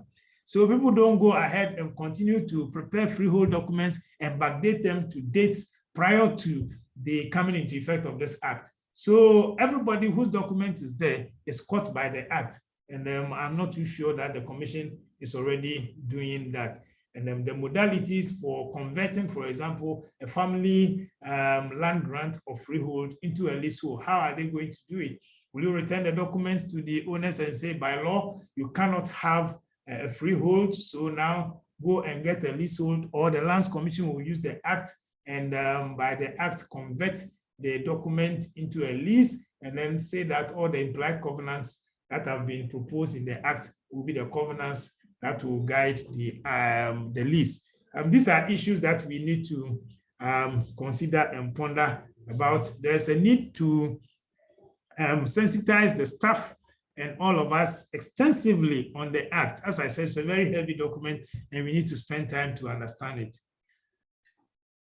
There are timelines that have been also set in the act for delivery of certain services, and it's very interesting why we put set times in the act itself, which means if we find that the timelines are not workable, we have to go through the process of amending the act. This could have been placed in regulations, which are always easier to amend. But this is what it is, that the Lands Commission has to respond to an application to review compensation during surveying within 30 days. If it refuses to grant concurrence, it has 3 months within which to notify the applicant. It has also 3 months to inform an applicant who has put in a request for registration. It has 30 days to respond to an appeal against the refusal to register. So these are very strict timelines in the act. And the commission has to make sure that they are able to live with this. So these are generally what the essential features of the new act. There are a whole lot of other things, but these are what I think will be interesting for us as VES. Per the terms of reference for this seminar, we also to look at a conformity of the Act to international instruments. I will quickly go through them. Do we have any, perhaps we take a little break and let me see if there are any questions or issues in the chat. No, we haven't activated the chat yet. So we can activate the chat now so that if people have issues, we can look at some of them. But let me go on since there are no issues in the chats or questions. So we're looking at conformity of the Act with international instruments, and we have 3 instruments that we can look at. We have the Africa Union Declaration on Land Issues and Challenges, which was issued in 2009, which provides a common vision and frame for all African governments to ensure that their land governance and land tenure regimes are placed on a pedestal that ensures that there is sufficient transparency, sufficient security of tenure for people who live on the land. And the declaration is anchored on the framework and guidelines on land policy in Africa, which is also an African Union document that provides extensive provision on how to formulate policies, how to implement policies, and how to go about monitoring land policies. Then we also have the voluntary guidelines on the responsible governance of tenure of land, the VGGT we call for short, which seeks to improve governance of tenure of land, fisheries, and forests for the benefit of all, and emphasize protecting the land rights of the vulnerable and the marginalized people so that they can be assured of their food security and help the fight against poverty eradication and help with sustainable development, environmental protection, and social development. So these are some of the international instruments. There are so many other. There's the voluntary guidelines on right to food and the responsible agricultural investment of the Committee on World Food Security. But these are the 3 main ones that I think for our purposes are very necessary. And we will look quickly at the BGGT.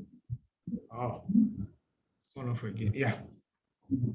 And the VGGT serves as a reference point, and it's a collection of best practices on a whole lot of issues on land tenure and land governance to help us be able to manage our lands well. It is a tool that is useful for all countries to use to support the promotion of secure tenure rights and use of lands and access to land and all the issues that we have been discussing. The VGGT principal focus is on legitimate tenure rights. And when you read the VGGT and you read our Land Act and you see sections 1 to 11, the way it has clarified all the rights and interests in land, then you know that we have really complied with the VGGT in several areas. So its general principles are 5: to recognize and respect all legitimate tenure rights and the holders of those rights, to safeguard and protect against threats, those tenure rights, to promote and facilitate the enjoyment of all those tenure rights, provide access to justice in the defense of all those tenure rights, and prevent disputes, conflicts, and corruption with respect to all those tenure rights. So these are the 5 key principles that we can test our Land Act against. There are principles of implementation that are very useful if we are going to develop our allies. We can look at some of these principles here: human dignity, non-discrimination, equity and justice, gender equality, holistic and sustainable approach, consultation and participation, the application of the rule of law, transparency, accountability, continuous improvement through monitoring. That will lead us to achieving improved tenure governance, and that will enable us to reap all the benefits that come with improved governance of tenure and improved security of tenure. As I said, the VGGT touches on all aspects of land. So we have how legal recognition and allocation of tenure rights. It has transfers and other challenges to tenure rights. Talks about administration of tenure, talks about responses to climate change and emergencies, which is one of the emerging issues of land that we have to take a critical look at as VES people, all the issues that come under climate change and emergencies, and then also promotion, implementation, and monitoring and evaluation. So it talks about land markets, investments, land consolidation, land restitution, talks about under land administration, for example, it talks about recording of tenure rights, it talks about valuation, taxation, spatial planning, dispute resolution, transboundary matters. So virtually all the things that we have been talking about and for which provisions have been made in the Land Act are in a way conforming to the provisions of the VGGT.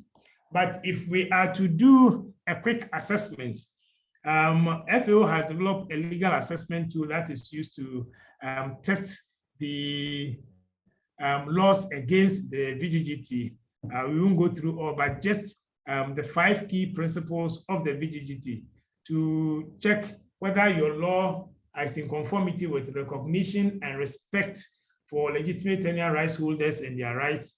Some of the things you consider is, does the law recognize all existing tenure rights, including customary tenure rights, whether recorded or not, with gender equality? Based on all the analysis I've made, we can confidently say, yes, our laws do that.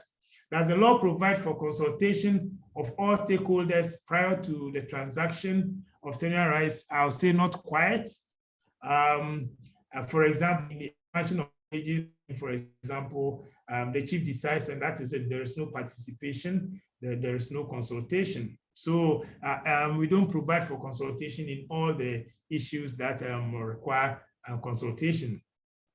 Is there a registration system that organizes the recording, updating, publication of tenure rights and duties of holders, including associated spousal rights? And you see that our law say, yes, now you need the consent of your wife to be able to even sell your own property, or your husband to be able to sell your own property. So we have taken that into account also.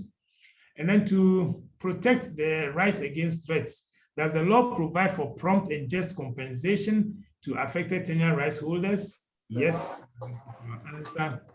Does the law set ceiling on permissible land transactions to protect legitimate tenure rights? Yes. If you look at section 22, again, it's a section that has been in existence for a very long time, but it's not been effectively implemented. It sets limits on term that can be granted for certain land uses, for ranching, for perennial crops, for annual crops, for poultry. It says those things, and it also gives land sizes for how much land you can acquire for mining, for forest, and other things. So it says this permissible limits on our transactions. So again, we comply with that.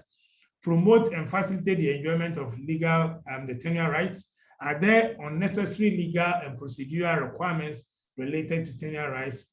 I'll say no per this new act, but we don't have free, prior, and informed consent provision in our act, and that is a little drawback on it.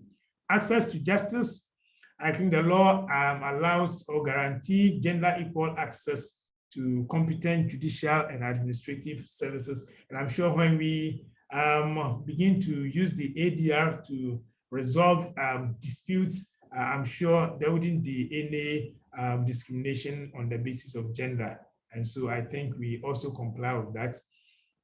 And then prevention of disputes, conflicts, and corruption.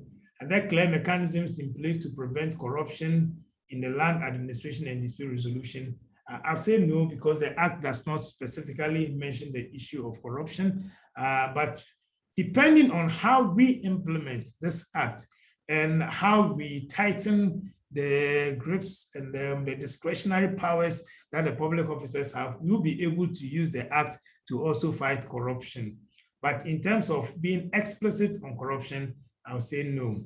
The act has already repealed all acts that you say can impinge on the legitimate tenure rights of people.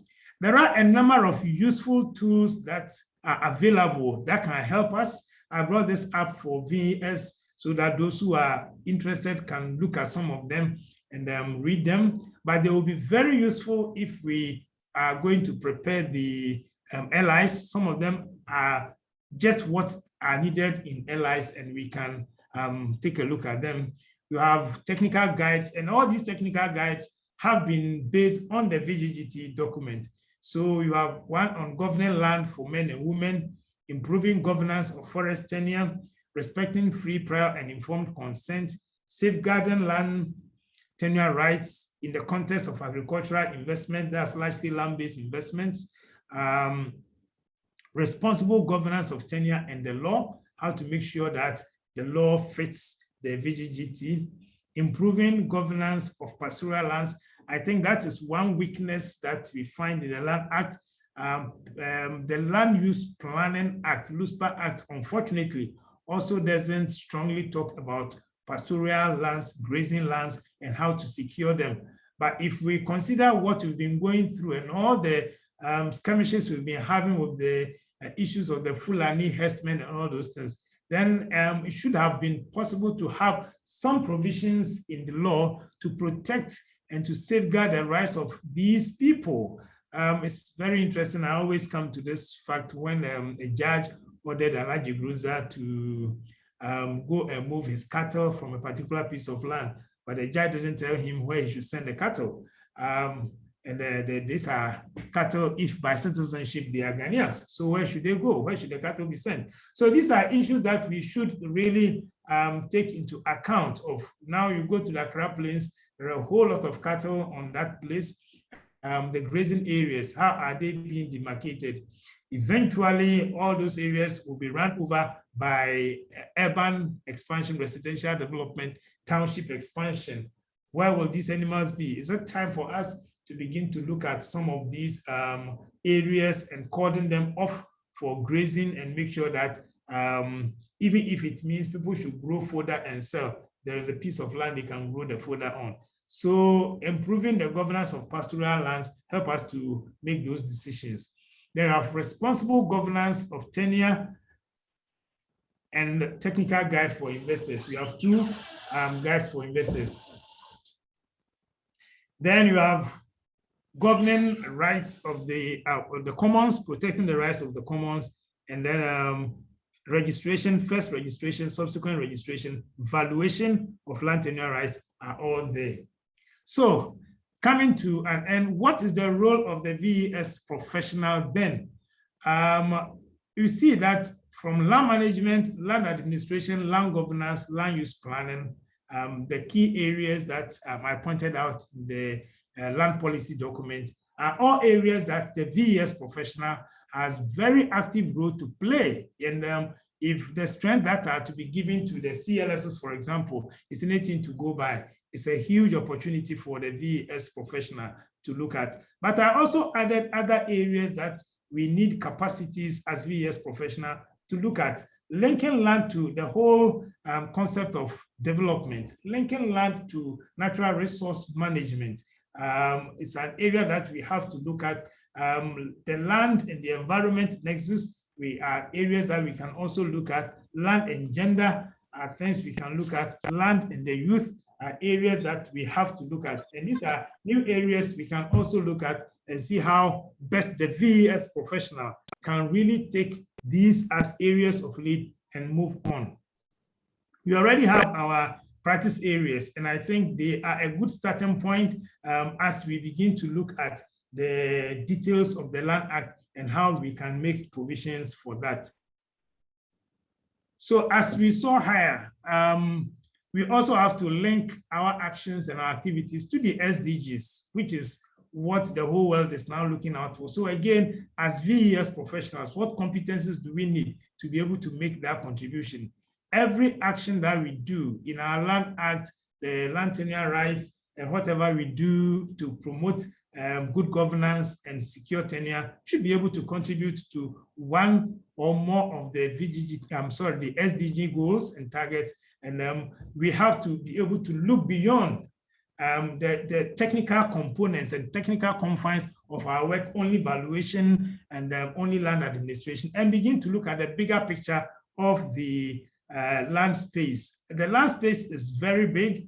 There are so many people in there, who are doing so many things. I've met scientists, microbiologists who are now land experts.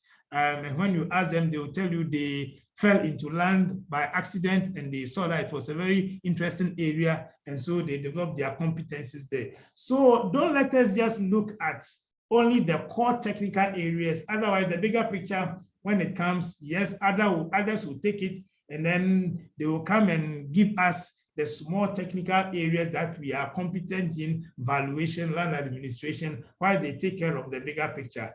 Let us broaden our scope and be able to link our expertise to the broader development picture and the development agenda. The VES profession should continually be knowledgeable. The professional should be assertive and should be able to contribute a lot to development dialogue. Sometimes we keep too quiet on a lot of development issues in this country. And if we don't sing our song, no one will sing for us. Others will sing the song that we should have sung, but they will sing with their own voices and with their own tone. And when they do that, they will crowd us out. We don't have to be crowded out. So to conclude, I'll say, let's continue to work together. Let's develop our competencies and full understanding of the Act and its implications. Let's take the Land Act and its other legislations as our own. Let's own it. Let's provide leadership in the development of the LIs. There are 24 LIs that have been proposed in the Act. I'm sure others will come later. But if we are even able to provide lead for these 24 LIs, that will be a huge contribution of the VES, and will announce that the VES professional has actually and really arrived. We can also look at how we then bring together, set up multi-stakeholder platforms, and then work with them on the land governance. The space is huge. The issues are clear. The professional, the VES professional has the competence, but are we ready and willing to put it to use? Let's expand our core businesses. On that note, I want to thank you all for your attention. It's been quite long, but I'm sure I haven't bored you. Thank you very much. Thank you very much, Dr. Odamila. As you will agree with you that this is a very heavy act, and it needs a very heavyweight person to unpack it for us. And I believe to a large extent, Dr. has unpacked it very well. And at this point, we will be moving to a Q&A section. But before then, I would like to acknowledge the presence of Alhaji Suleiman Mahama, former Executive Secretary of the Lands Commission and now advisor to the Minister for Lands and Natural Resources. Also, Surveyor Jones Ofori Boydu, Deputy Executive Secretary of the Lands Commission in charge of corporate services, past President Samuel Ofori Ofe, and past President Matilda Fiajibe. On that note, I think we would move straight to a Q&A session. If there are questions, yeah, that have on board. But then before that, I think there's some 1 or 2 questions on the chat board.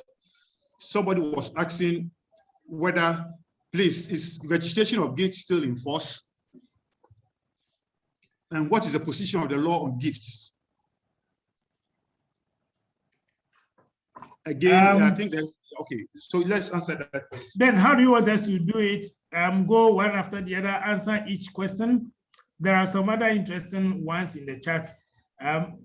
If you permit me, let me go through those in the chat. Okay. Respond, and then so that everybody gets a fair deal, those who put their questions first. There's one from my own colleague, George Abuakuni, whose valuation will be used to determine the value of land on which the allodia holder will pay the customary usufruct 40% to expand the town. It's not clear, but what is clear is that the allodia holder can employ his own valuer. The customary freeholder and the usufruct can also employ his own freeholder. I'm sure this is going to be a purely private transaction, private treaty. The law didn't state whose valuation will be used for that. And I'm sure it's an area that the VES can look at. But I think it will be based on whoever. If the customary usufruct thinks that he is not being treated fairly, he can commission his own valuation. The allodia holder can also commission his own valuation, but I think that is what it is. I want to find out what would be Dr. Damilabi's general verdict on the Land Act. Is this a step in the right direction? You should have a broader consultation to tighten the loopholes. Yes, as I said, the act is a very good act. It has touched on all the issues. And if we take it from the angle that the land policy identified key challenges that should be resolved, and then I'll say that the act has largely addressed those challenges. The challenge will be in its implementation. And as I indicated, the act is already effective. What is happening at the Lands Commission? For those documents that have been caught by the act and they are still there, what is happening?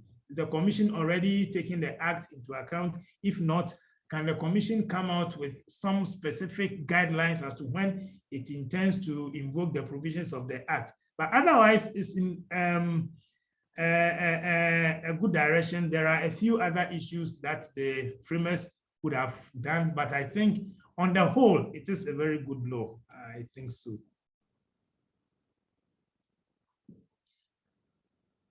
I want to find out the position of the act regarding spouses who have a perpetual agreement, a prenuptial agreement when it comes to property acquisition. Oh yes, definitely. If you have a prenuptial agreement and you've agreed as to how you are going to deal with your property that you acquire in the course of the marriage, the act says unless there is anything to the contrary. So if you have prenuptial agreement, it will be something to the contrary. So the provisions of the act will not apply to you. The law seems to be more on state land administration, management, and relatively scanty on customary land administration, which constitute 80% of our lands. Unfortunately, allodial title have been commoditized by the law, which I feel will disenfranchise usufructuary owners.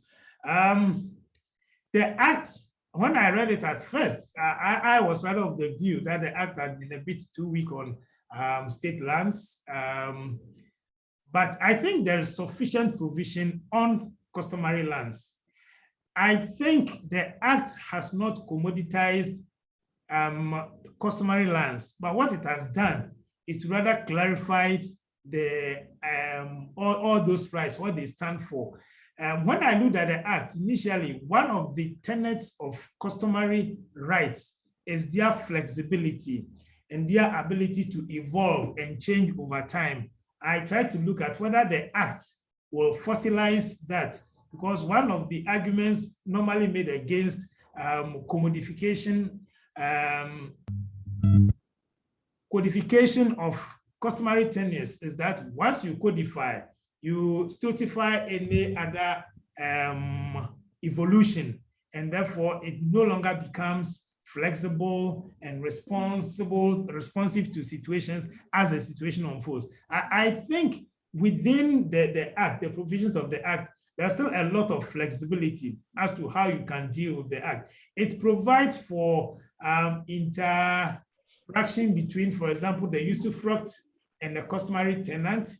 It provides what should happen between a usufruct and the allodial owner. It provides the responsibility or the relationship between the customary law freeholder and other tenants that he may create. So I think there is sufficient flexibility to maintain the tenets of customary law, because it doesn't prescribe how any specific land should be managed in a particular way. It still recognizes that these lands will be managed in the customary laws of a particular community. So to that extent, it still maintains the flexibility of customary law land rights, but at the same time provides a lot of clarity for lands. And I think it will help the Lands Commission in managing the lands and in overseeing them more effectively. I think it's a good law.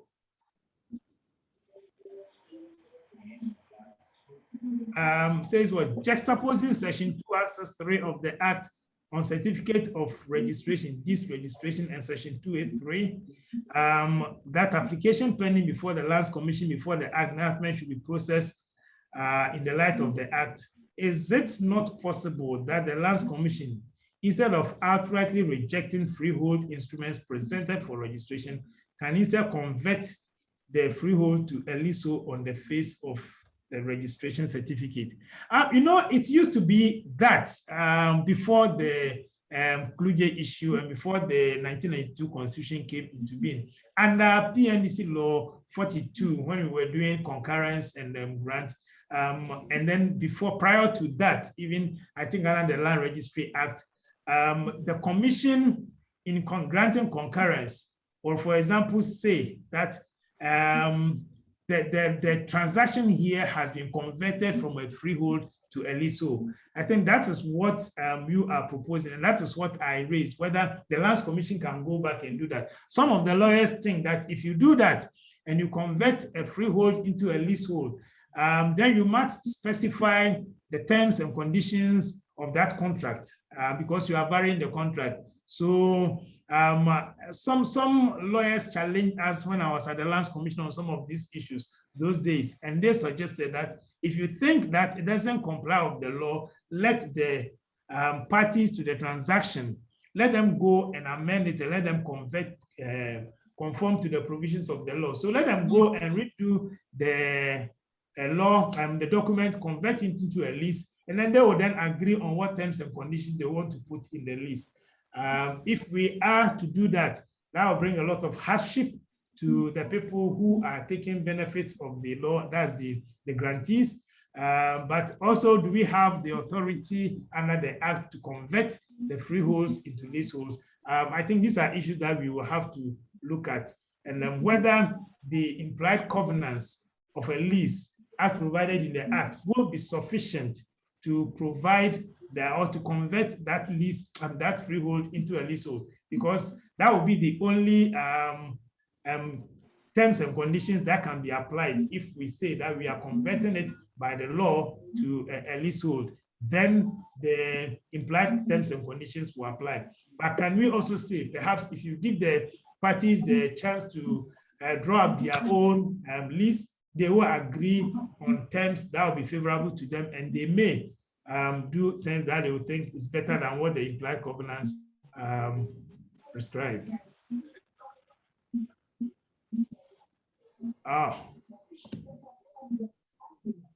Moving again.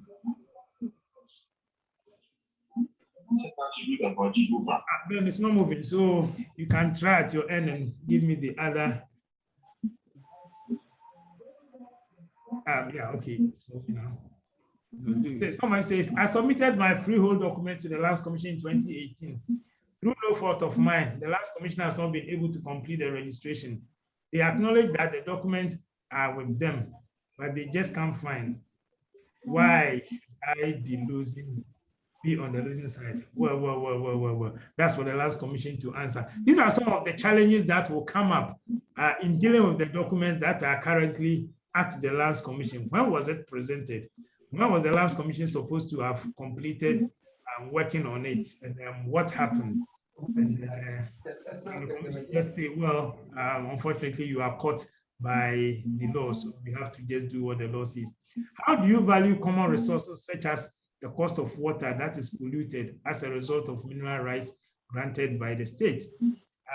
This is for VES to look at. I think there have been some series of seminars organized by FAO in the past few months where they were looking at how to value water resources and water. And this could be very interesting. I'll try and see if I'll get some documentation and share with the institution that can help us. But there are mechanisms, established principles for valuing water.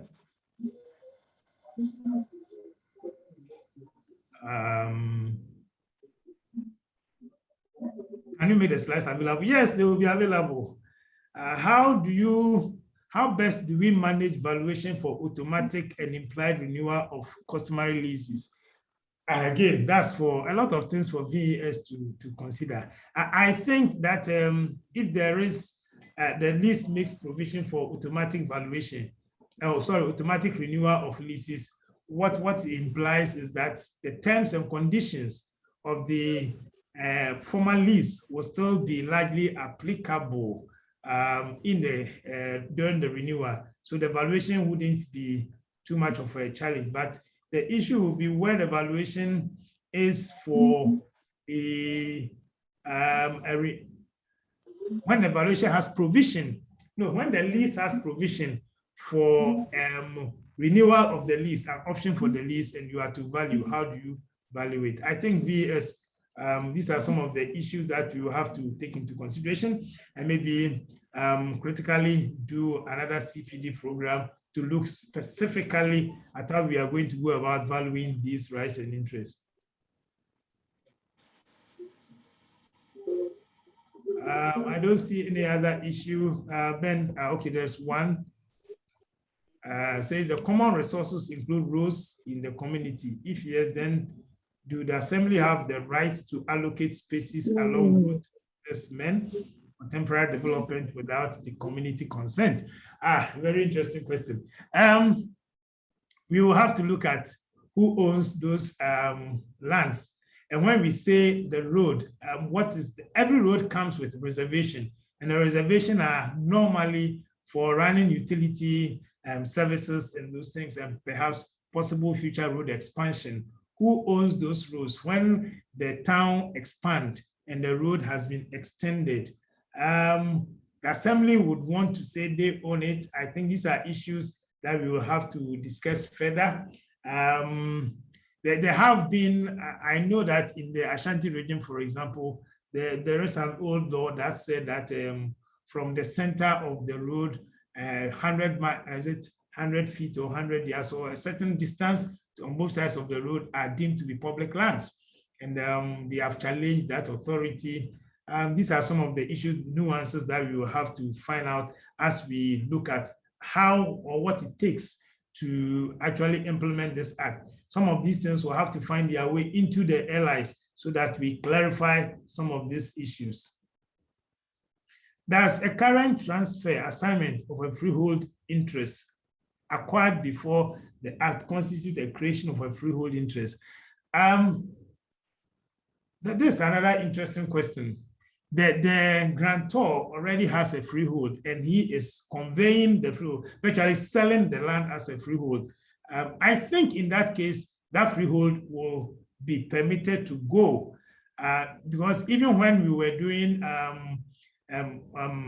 leases of stool and family lands, I remember those days, if it was from a freeholder to another freeholder, it is permitted under the law. So it's not going to go back into the original root of title and say the original root of title is from a family or a stool. So by that, we are converting your grant to a lease. So if it's an individual who has a freehold and who is selling the freehold, I don't think it's going to be caught by the act. What mechanisms should be adopted to help enable allodial title holders register their title before grants can be made?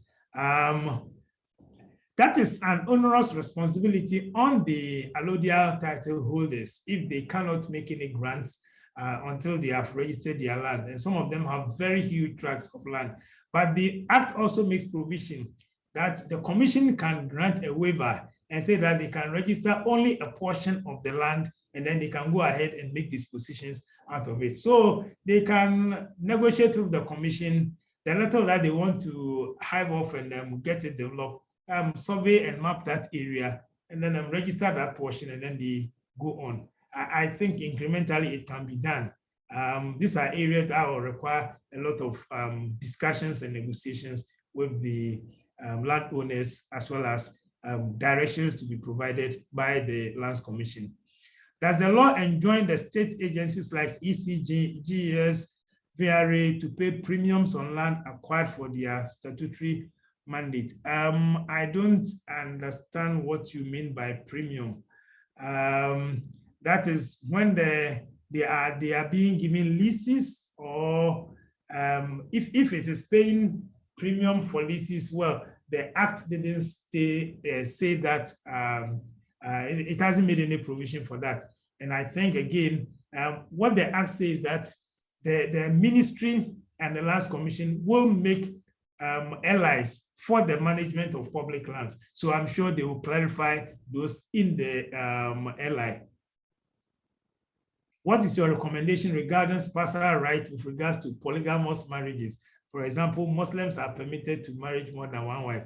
That's an interesting issue that is coming out of this provision on matrimonial properties. Again, I'm sure some allies will have to be made, because if somebody has 4 wives and then they have a property they want to sell, and the law says that the written consent of the spouse is needed, it's not only one, it must be all 4 of them, their written consent. And that could be something else that will bring a whole lot of negotiation skills into the marriage relationship. I think these ones, again, are things that we will have to discuss and understand all the intricacies out of it.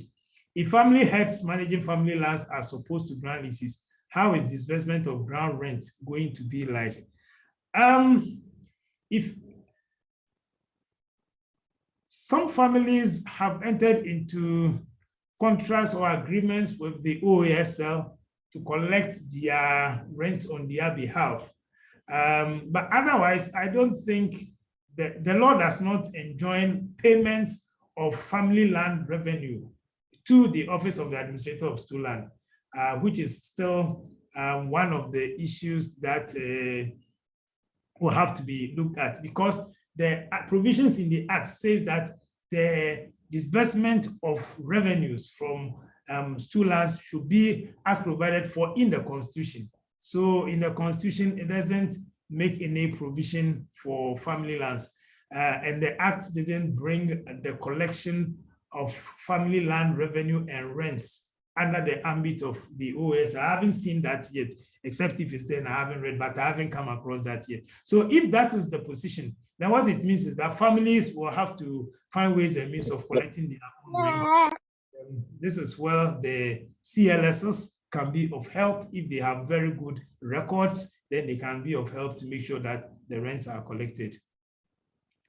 I have a freehold grant, but the document has been missing all this while, but if found into a leasehold, yes, you'll be caught by the I think that this should be the last question we read on the comments, so that people can still post, and then we will send it to you to answer, then we send it to them.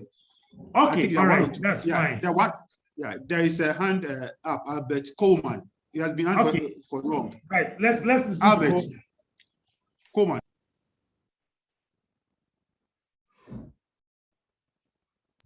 Albert, are you on mute? On mute, and then you can talk. Otherwise, I think Dr. Adiaba just gave me a hint that he has a question. Dr. Standos Adiaba, if you are there, you can ask a question.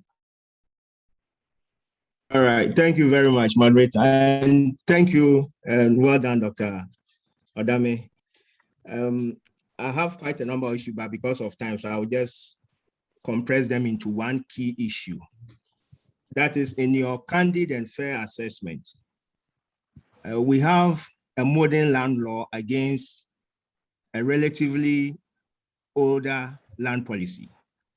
If you subject the land policy based on which the law was drafted and passed to the test of the second instrument we share, the international instrument, that's the African Union Framework on Land Policy, and then you subject it to the VGGT tools that test the policy and not the, that test the law and not the policy. Don't you see a huge gap?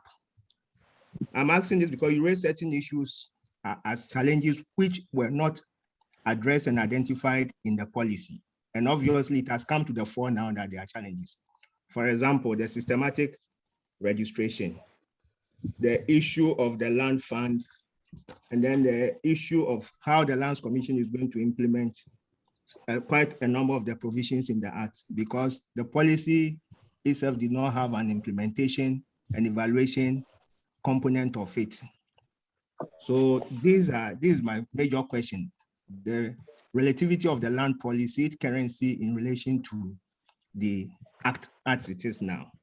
Then the last one is a comment that the VES or the GHIS in particular put up a strong defense for valuers or other practitioners to be considered in the drafting of the conveyancing document or instrument.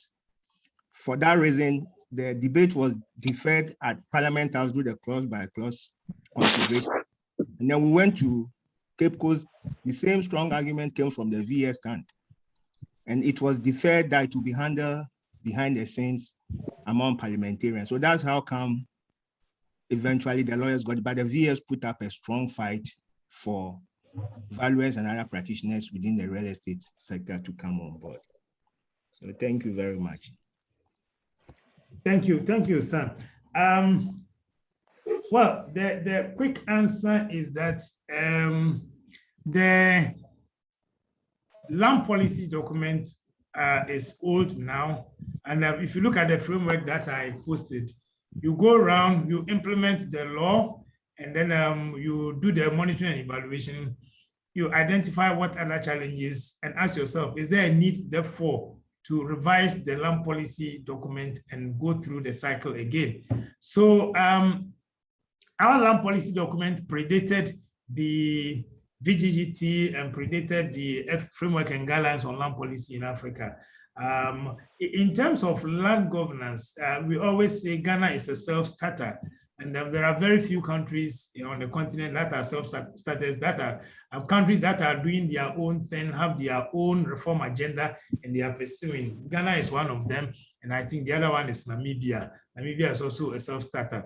So we've always done things our own way, and when the act was being drafted, I'm sure they didn't look too much into the VGGT, but at the end, it missed quite a number of them, apart from the participatory, the few issues that I alluded to. So yes, the policy document is old, but given that the formulation of the Land Act itself also took a long time, and it is also not unusual in many countries. Preparing land bills take quite a long time because of the very nature of the subject. So it may be time to look at, let's implement the act.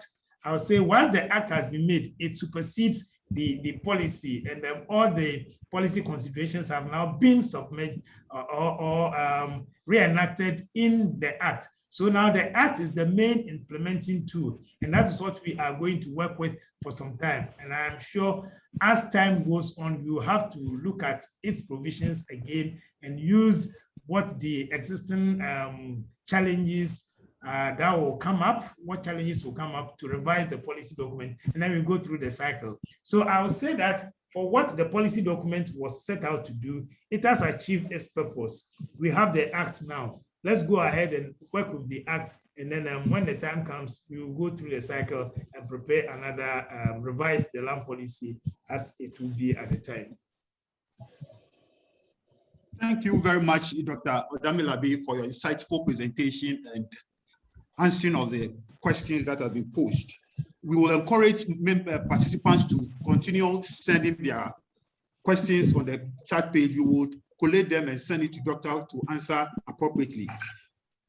I would like to inform you that after this program, the slides will be shared to the email that was used to register for this program. The recordings will also be shared, and Doctor has made available to us the National Land Policy, which will also be shared to you.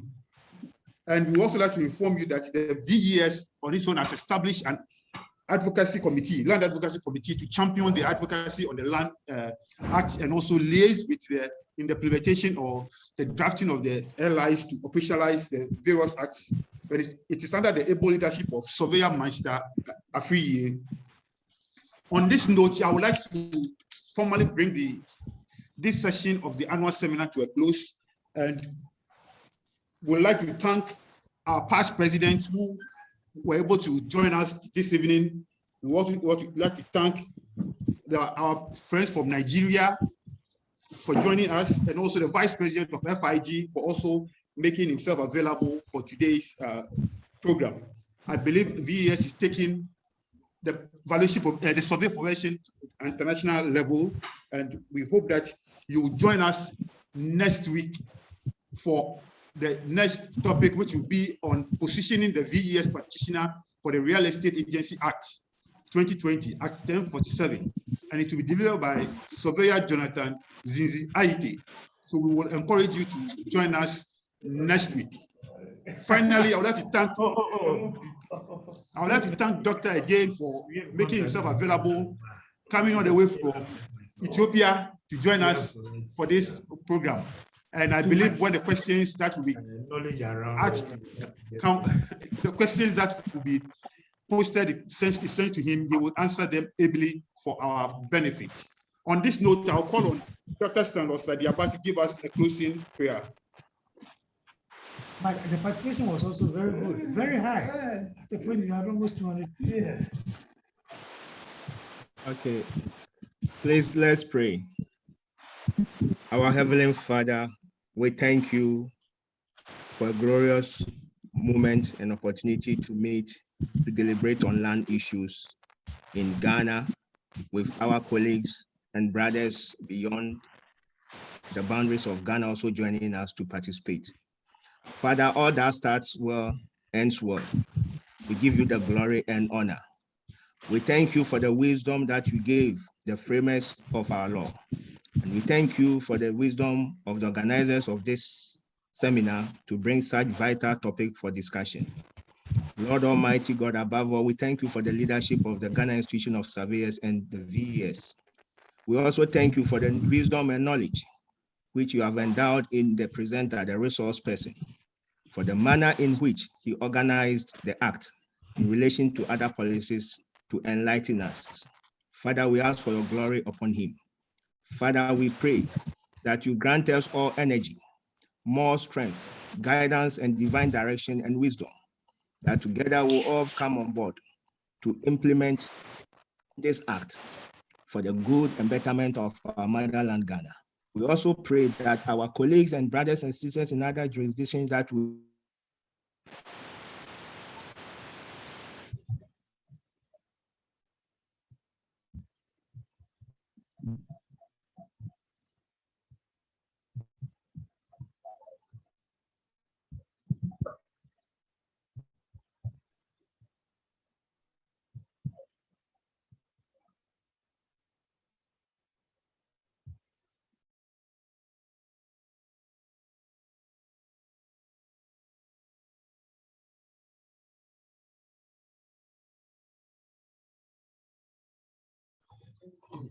Okay, so we would like to be recognized as a professional institution of excellence that promotes growth and development at all levels.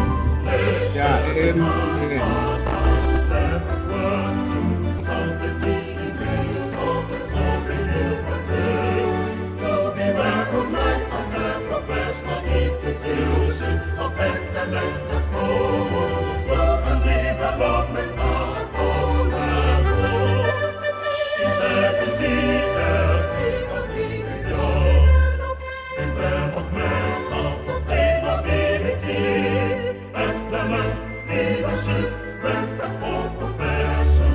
Let us come together to elevate surveying, service with integrity.